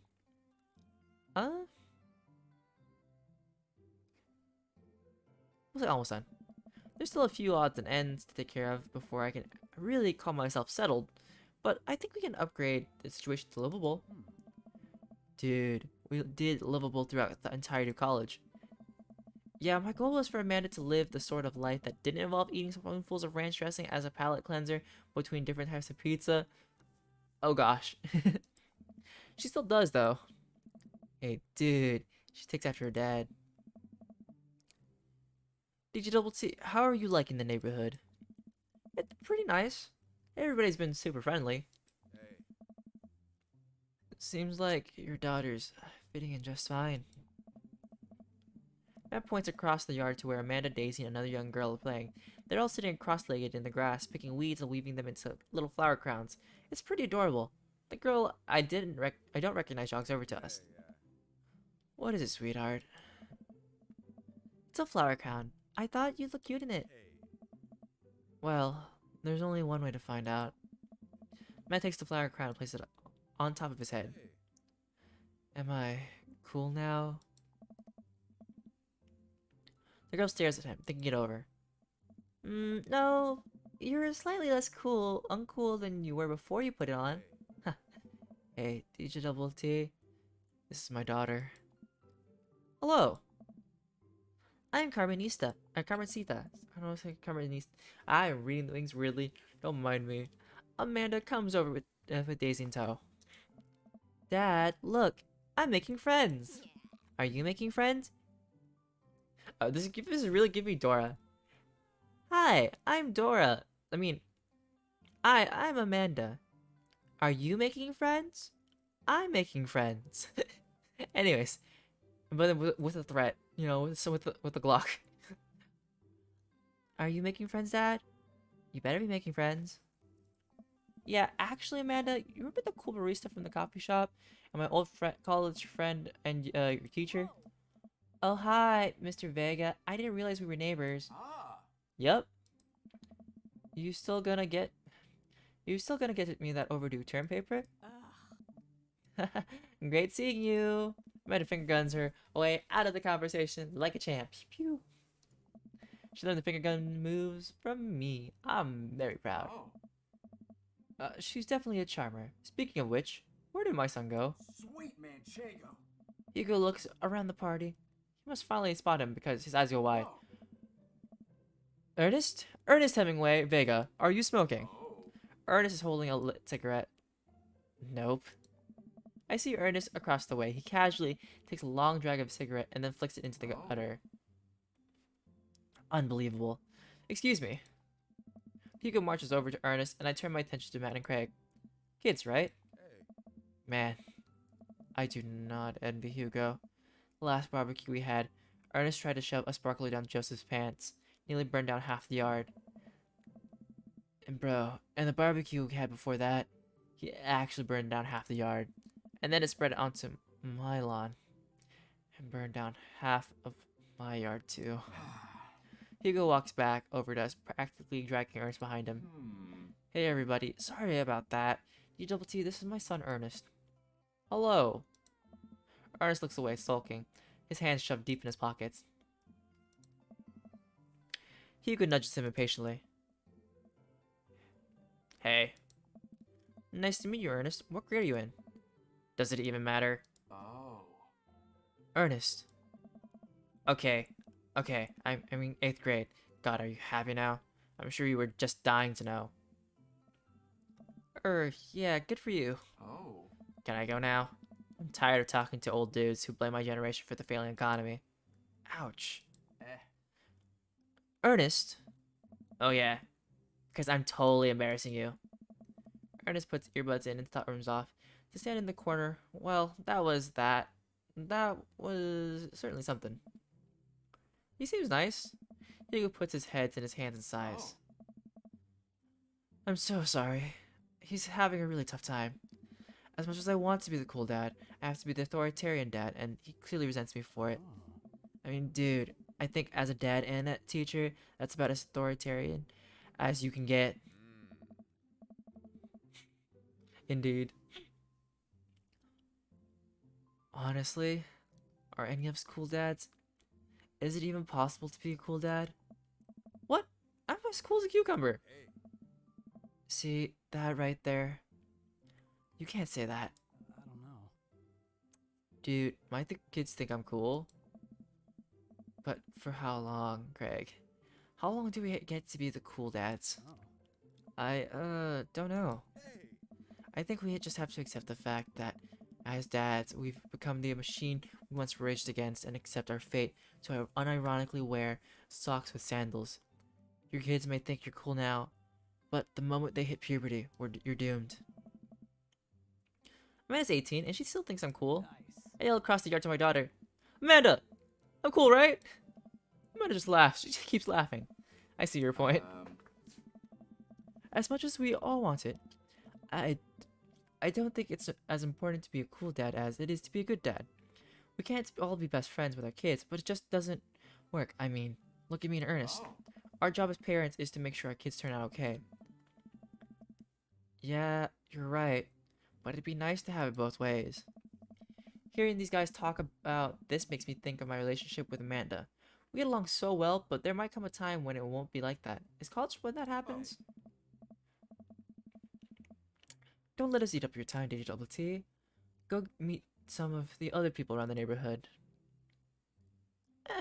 Let's talk to the duality of man. I spot Joseph chatting with the guy from Dead Gotham Beyond by the grill. I wonder what they're talking about. I walk over to them.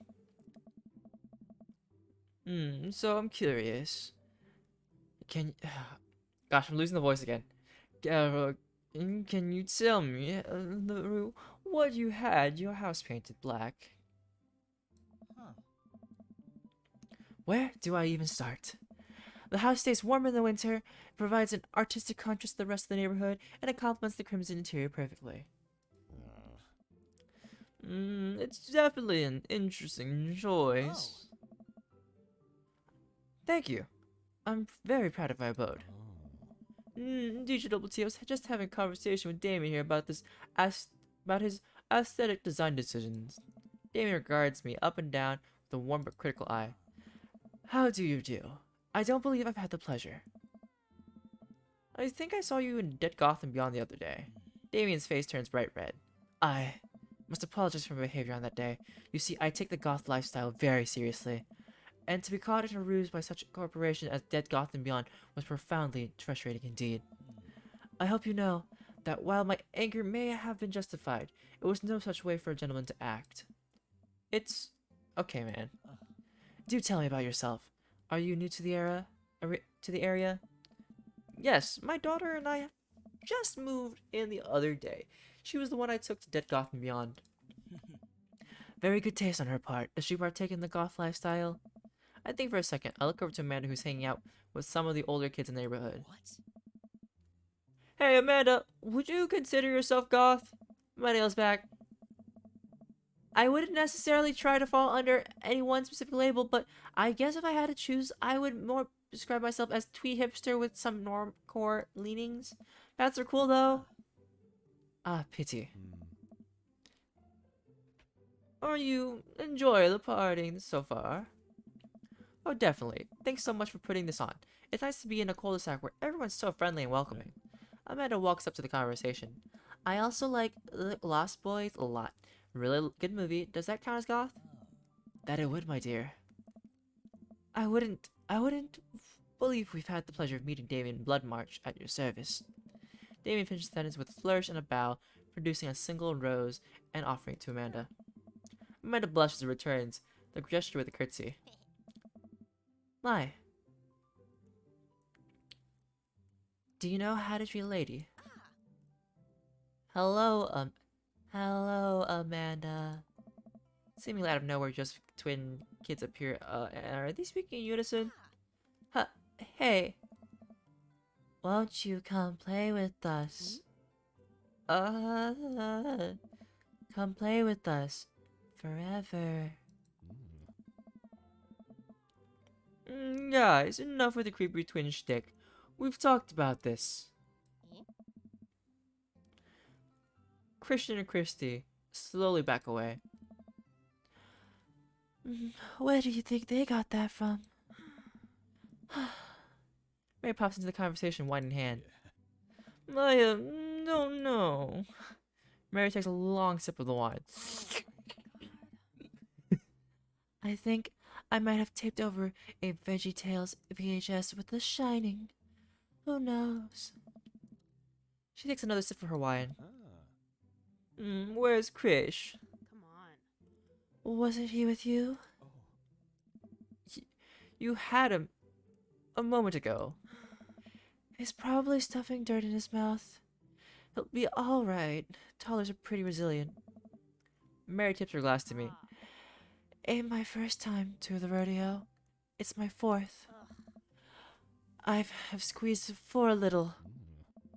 Sweetheart, would you do me a favor and please find Krish? That would be great. I'm sure he's fine. Mary.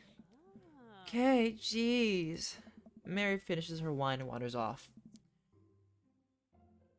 Dad, can we go now? Ah, Damien. Have I introduced you to DjDoubleT yet? Hey, it's that punk from Amanda's school. I remember you. Whatever. Oh gosh. No, I don't want to think about Krish being just a figure, like a spirit. That's no way for a young man to speak to his elders. Be polite. Lucian bows. Whatever, sir. Lucian bows again. Mr. Christensen, may I have a burger, sir? Coming right up, bud. Are you vegetarian? Yup. Make that 2 veggie burgers. Did you know that some people in the Victorian era were vegetarians? They described carnivorous type people as bloodlappers. Dad. That's really interesting, Damien. Just turns to the grill, just a hint of a tattoo peeks out from underneath his sleeve.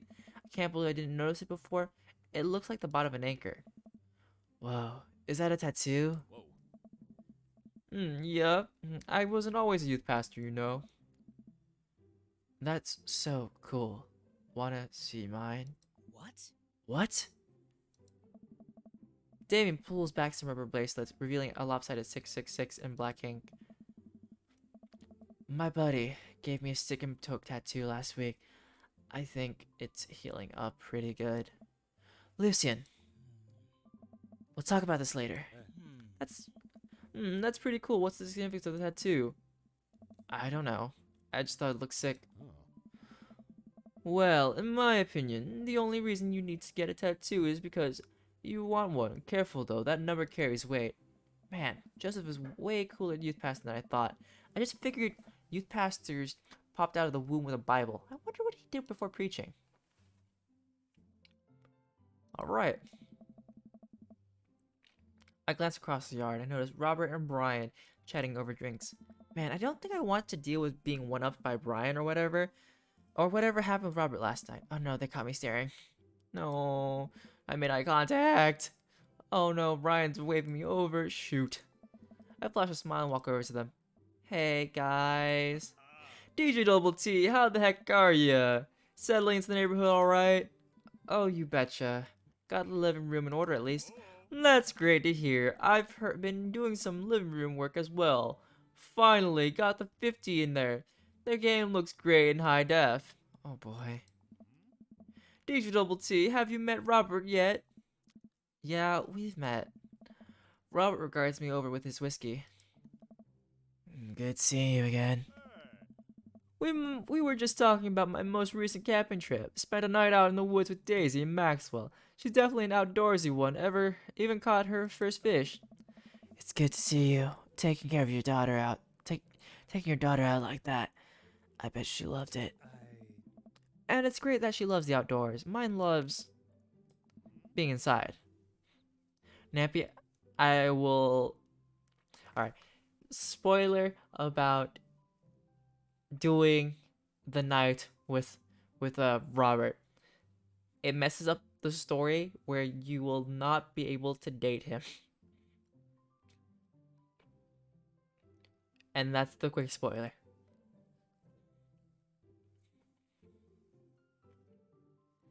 Brian raises his eyebrows at me. More spoiler real quick then. So way back when I played the game, I dated Craig and Robert.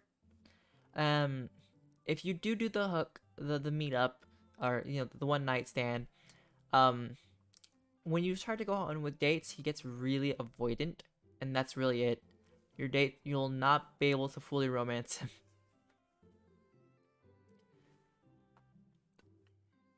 And I don't know the full reason why. Well, I kind of know, but that's for another day. Being inside making art, she won a local competition for that art. Yep. Did I put it on too strongly? Robert stares at me blankly for a second. Anyway, I haven't gone camping in years, not since the last time. Same here. Well, things change once you have Wait, what happened last time? Robert takes a long sip of whiskey. Well, old Johnny Boy and me were out in the back country. Johnny Boy's a strong kid. Met him in my army days. Comes from Kansas. They build him tougher out here. There. Anyway, things go south pretty quick. Johnny Boy breaks his ankle when the bridge snaps. You can see the bone popping out through the skin. Johnny Boy screaming now, crying for his mama, losing blood. We're 2 days out from the next living soul. And here I am, with my dear friend bleeding out in front of me. I'm able to dress the wound, but now I gotta fireman carry a 6-foot, 180-pound man over some of the toughest terrain I've ever been in. I won't lie to you. There were moments during those 2 days when I thought about leaving old Johnny Boy, but you build a bond with your brothers in arms, and that bond never breaks. I got that boy back to civilization, but I lost some of me out there. I guess that's camping for ya. Brian and I stare in disbelief. Robert takes another long sip of whiskey. I'm just kidding. My friend John and I went inner tubing down a river and he lost a flip-flop. Miss that kid. Brian and I laugh nervously. Or am I kidding? Brian and I tense up again. I'm kidding. Phew.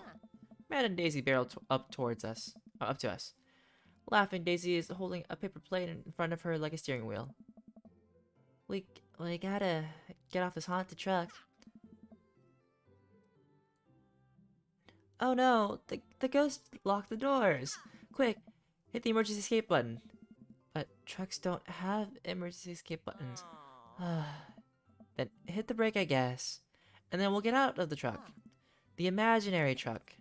Anyway, we're safe from the ghosts, but how will we ever survive this Arctic tundra? Daisy, you might have to eat me. Are you prepared to do that? I'm prepared to do anything to survive. That's cold-blooded. I like that. Although, I'm not sure I have the materials required to properly cook you. You know, that reminds me of the last time I went skiing. Robert, wait a second. Are you guys playing Long Haul Ice Road for Paranormal Ghost Truckers? Yeah. Man, I love that show. It's the best, especially that episode where Callum hides Flint's keys and Flint retaliates by breaking an ancient cursed urn and sending the spirit after him. Yeah, it's such quality reality television. I don't watch a whole lot of television, but I do enjoy that show. That and war documentaries. Alright, Daisy, I found us a couple of bugs. They're gonna make a great meal. Lots of protein, gonna keep us from starving out here in this harsh, icy wasteland. But there's a whole table of food right over there. Daisy, it's a game. We're playing pretend. It's what kids do. Live a little. Amanda gives Daisy a handful of gummy worms from the snack table. They eat them with mock disgust. Let's go find kindling for a fire. Okay. But not an actual fire, because we're playing pretend. Now you're getting it. Daisy and Amanda run off. What a cute couple kids. Man, I've never seen her get along with anyone so quickly. I guess Amanda just sort of has that way with kids. That's kind of amazing. Daisy doesn't really get along with kids her age. It's nice that she's not trying to one-up me this time. Maybe we can have a regular friendship after all. Really? She's just kind of keeps to herself. Her teacher says she spends every recess in the library. I think the other kids are intimidated by her intelligence. There it is. I wouldn't worry about it too much. Amanda was shy at Daisy's age, too. She used to have a habit of crawling under tables and crying every time we took her to a restaurant. She bit people too. Oh, kids, right? Gotta love them. You're required to by law. I hear that. Well, since they're getting along so well, maybe you should try to put together a little playdate for them. They do seem to get along really well, but the thought of continually hearing about all of Brian's accomplishments is rough. Yeah, that'd be nice. Well, I don't want to take up too much of your time. Go meet some of the rest of the fellas. And without further ado, let's work some magic. Joseph closes his eyes, takes a deep breath, and gets to work. With the greatest of ease, he sets patties on the grill, flourishing as he flips his spatula in the air. It's easily some of the best grill work I've ever seen. You guys think this is my first time in front of a grill?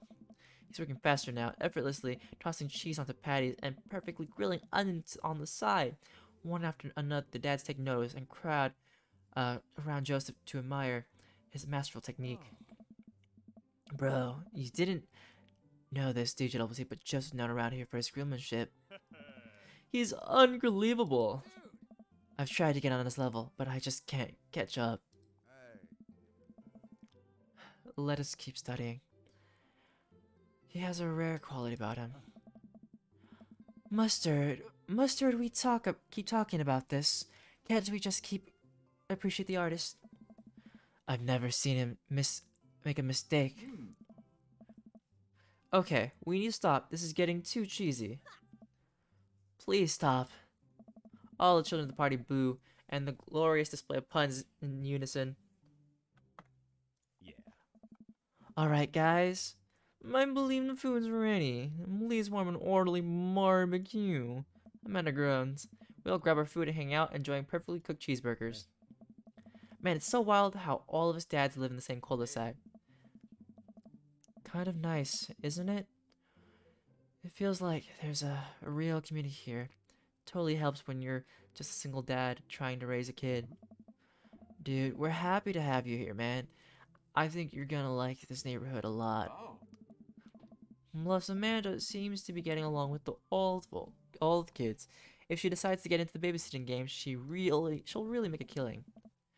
Hey, why don't you add us all on Dad Book? Dad Book? Yeah, it's a great social network for dads and keep in touch with each other. We're all on it. So if you ever feel the need to reach out to anyone, that's the simplest way to do it.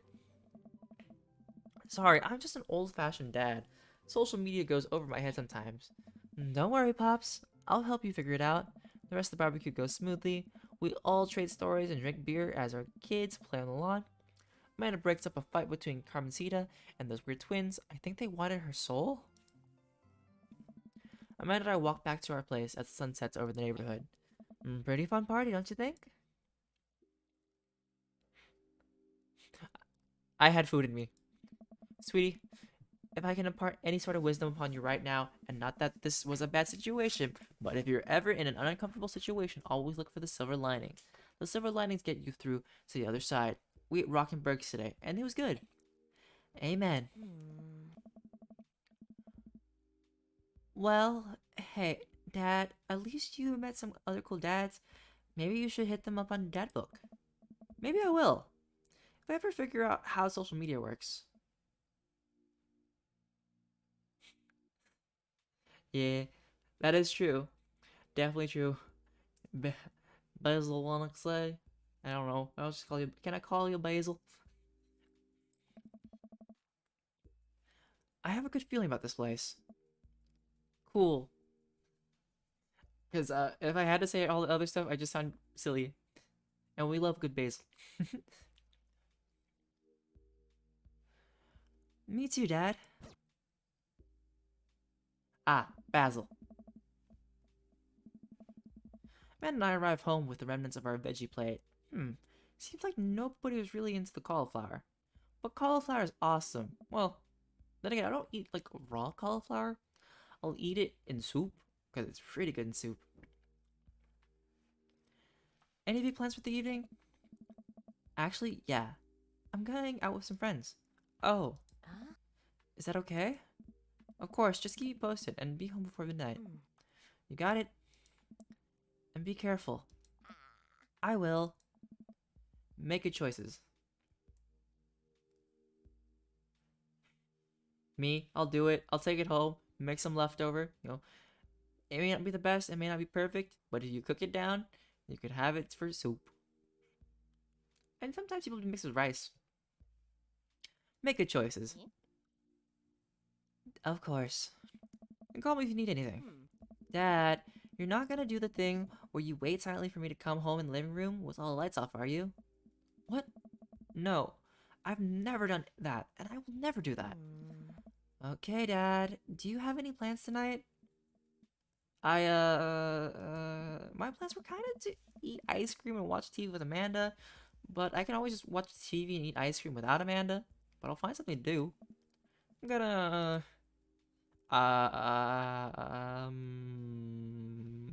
do some work.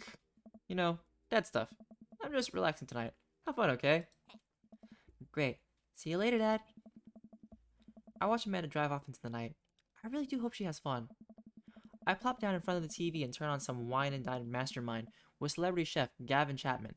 Looks like Gavin's making a roasted rack of lamb with rosemary mashed potatoes. I'd love to be able to cook like that, although I think if I was actually good at cooking, I'd use my powers for evil, like just making baked Alaskas all day instead of any food of real nutritional substance. Man, Gavin Chapman just caught that thing on fire, but he meant to do it. What a professional.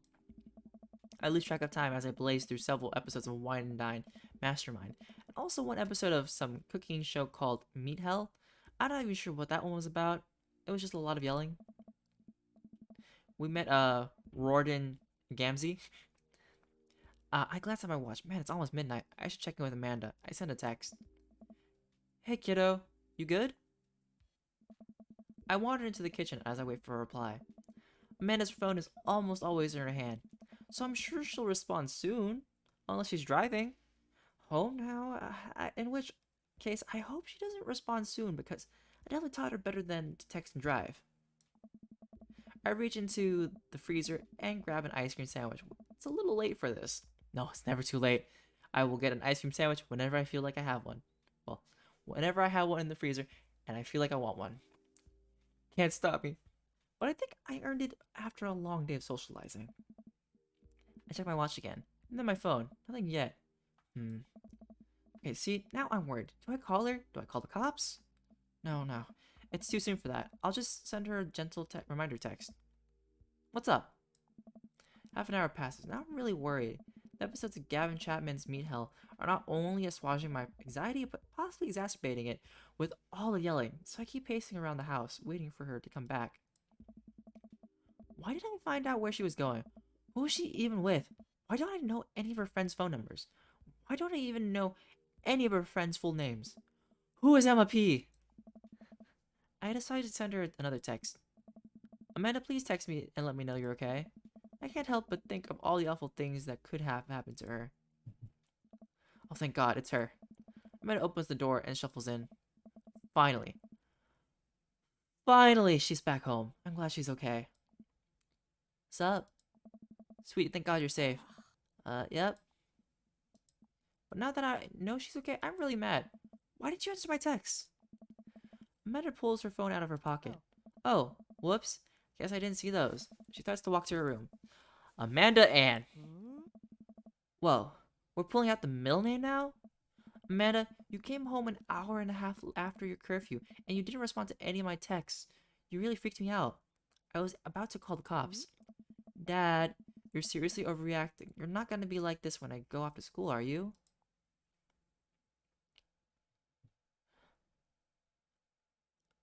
See, that one doesn't actually form like an actual talk with your child.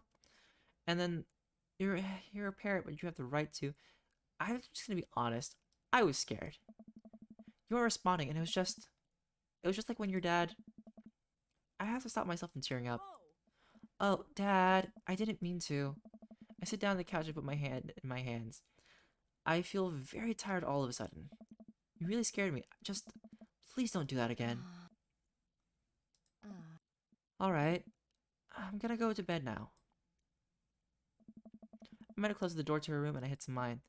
Jeez, As I'm falling asleep, one thing she said keeps echoing in my mind. You're not gonna be like this when I go off to school, are you? I definitely didn't sleep well last night. I brewed some strong coffee and mixed some scrambled eggs for Amanda as a peace offering. She eventually wanders into the kitchen. Hey, I thought about what you said last night. I should have texted you. I said I was gonna do it, and I didn't. I honestly just didn't even think about it. I'm really sorry, Pops. I won't do it again. Well, just good.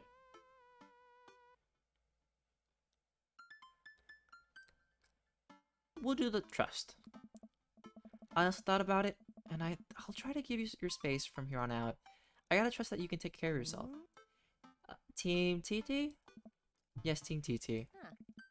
Manny gives me a hug. Want some eggs? You know it.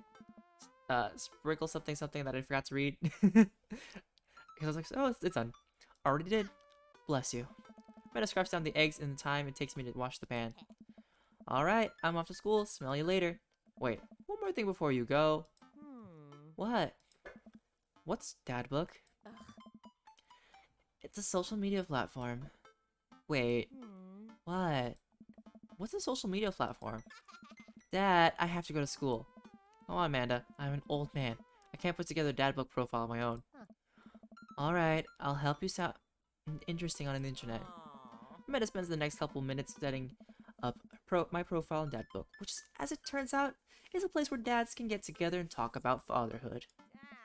Alright, Pops. We gotta fill out your profile. Let's get some likes and dislikes. On a Friday night, you are most likely to... What is me now? Sink into blissful eternal slumber. Torment my children with dad puns. No. Netflix and grill. Fall asleep watching the History Channel.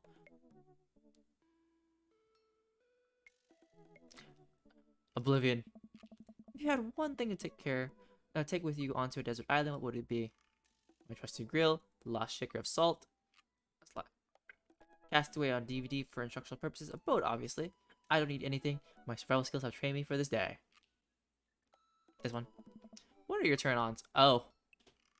Comfortable crying, top-tier grillmanship, street smarts, a well-manicured lawn, tennis shoes with long white socks, strong dad arms. See, I would, but this emotional security and maturity is always valuable. What did you want to be when you grew up? Technical writer for manuals, instructionals, salted boat captain, pro skater who is also an astronaut, president of space, a good father. A good father. What's your favorite movie genre? Old comedies that haven't aged well. That's a mood. Rom-coms, sometimes, but very rarely. Anything Laserdisc, but it'll make me cry. Sean Connery's entire filmography. War documentaries. I'm getting flashbacks. That one. What's your ideal date? Napping together. Oh, it's so precious. Doing a 1,000-piece puzzle together. Eating a healthy dinner at 4 p.m. Trying to geocache, but getting hopelessly lost. Arson. Being emotionally vulnerable. Mood. Chaos. What do you never leave home without? What? A sensible cardigan, my sick vape, my book of word jumbles, and a pen.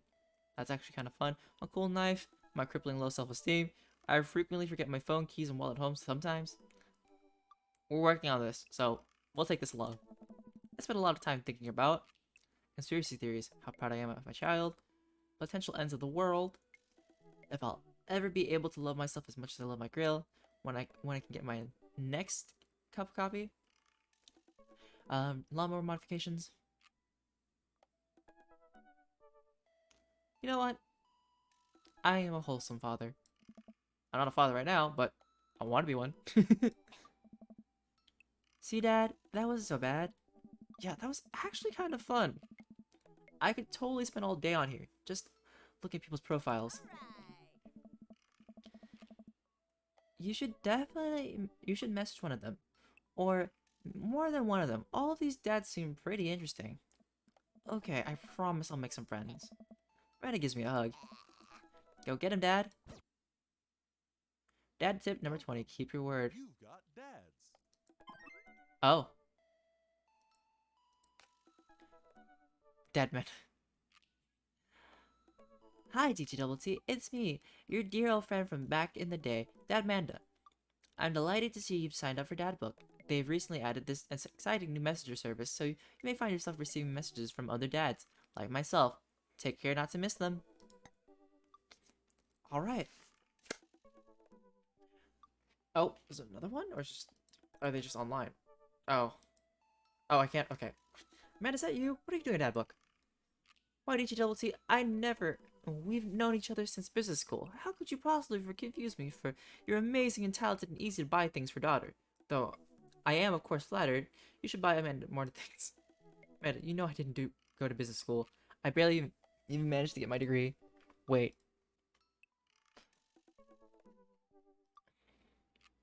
Oh, wait. No. Wow. I didn't say that. You never heard that. This is gold. I was a great student, I swear. I graduated at the top of my class because I worked hard and ate all my vegetables. Hence why we had the leftover cauliflower yesterday. Totally holding on to this for later. Wait, do you remember what I majored in? I declined to comment. Cool. Alright. It is about that time, as we usually have. Time for the, well, technically, it's time to call it a night. And, well, thank you, Basil, for coming by and chatting around. And thank you, Nappy, for your support as always. And if you'd like, feel free to follow anyone who sees it later. And if you see this on YouTube, feel free to like, comment, subscribe, or, come by to visit. I'll sign off, and I'll probably see you another day. Which is most likely tomorrow because, well, I got more stuff to do tomorrow.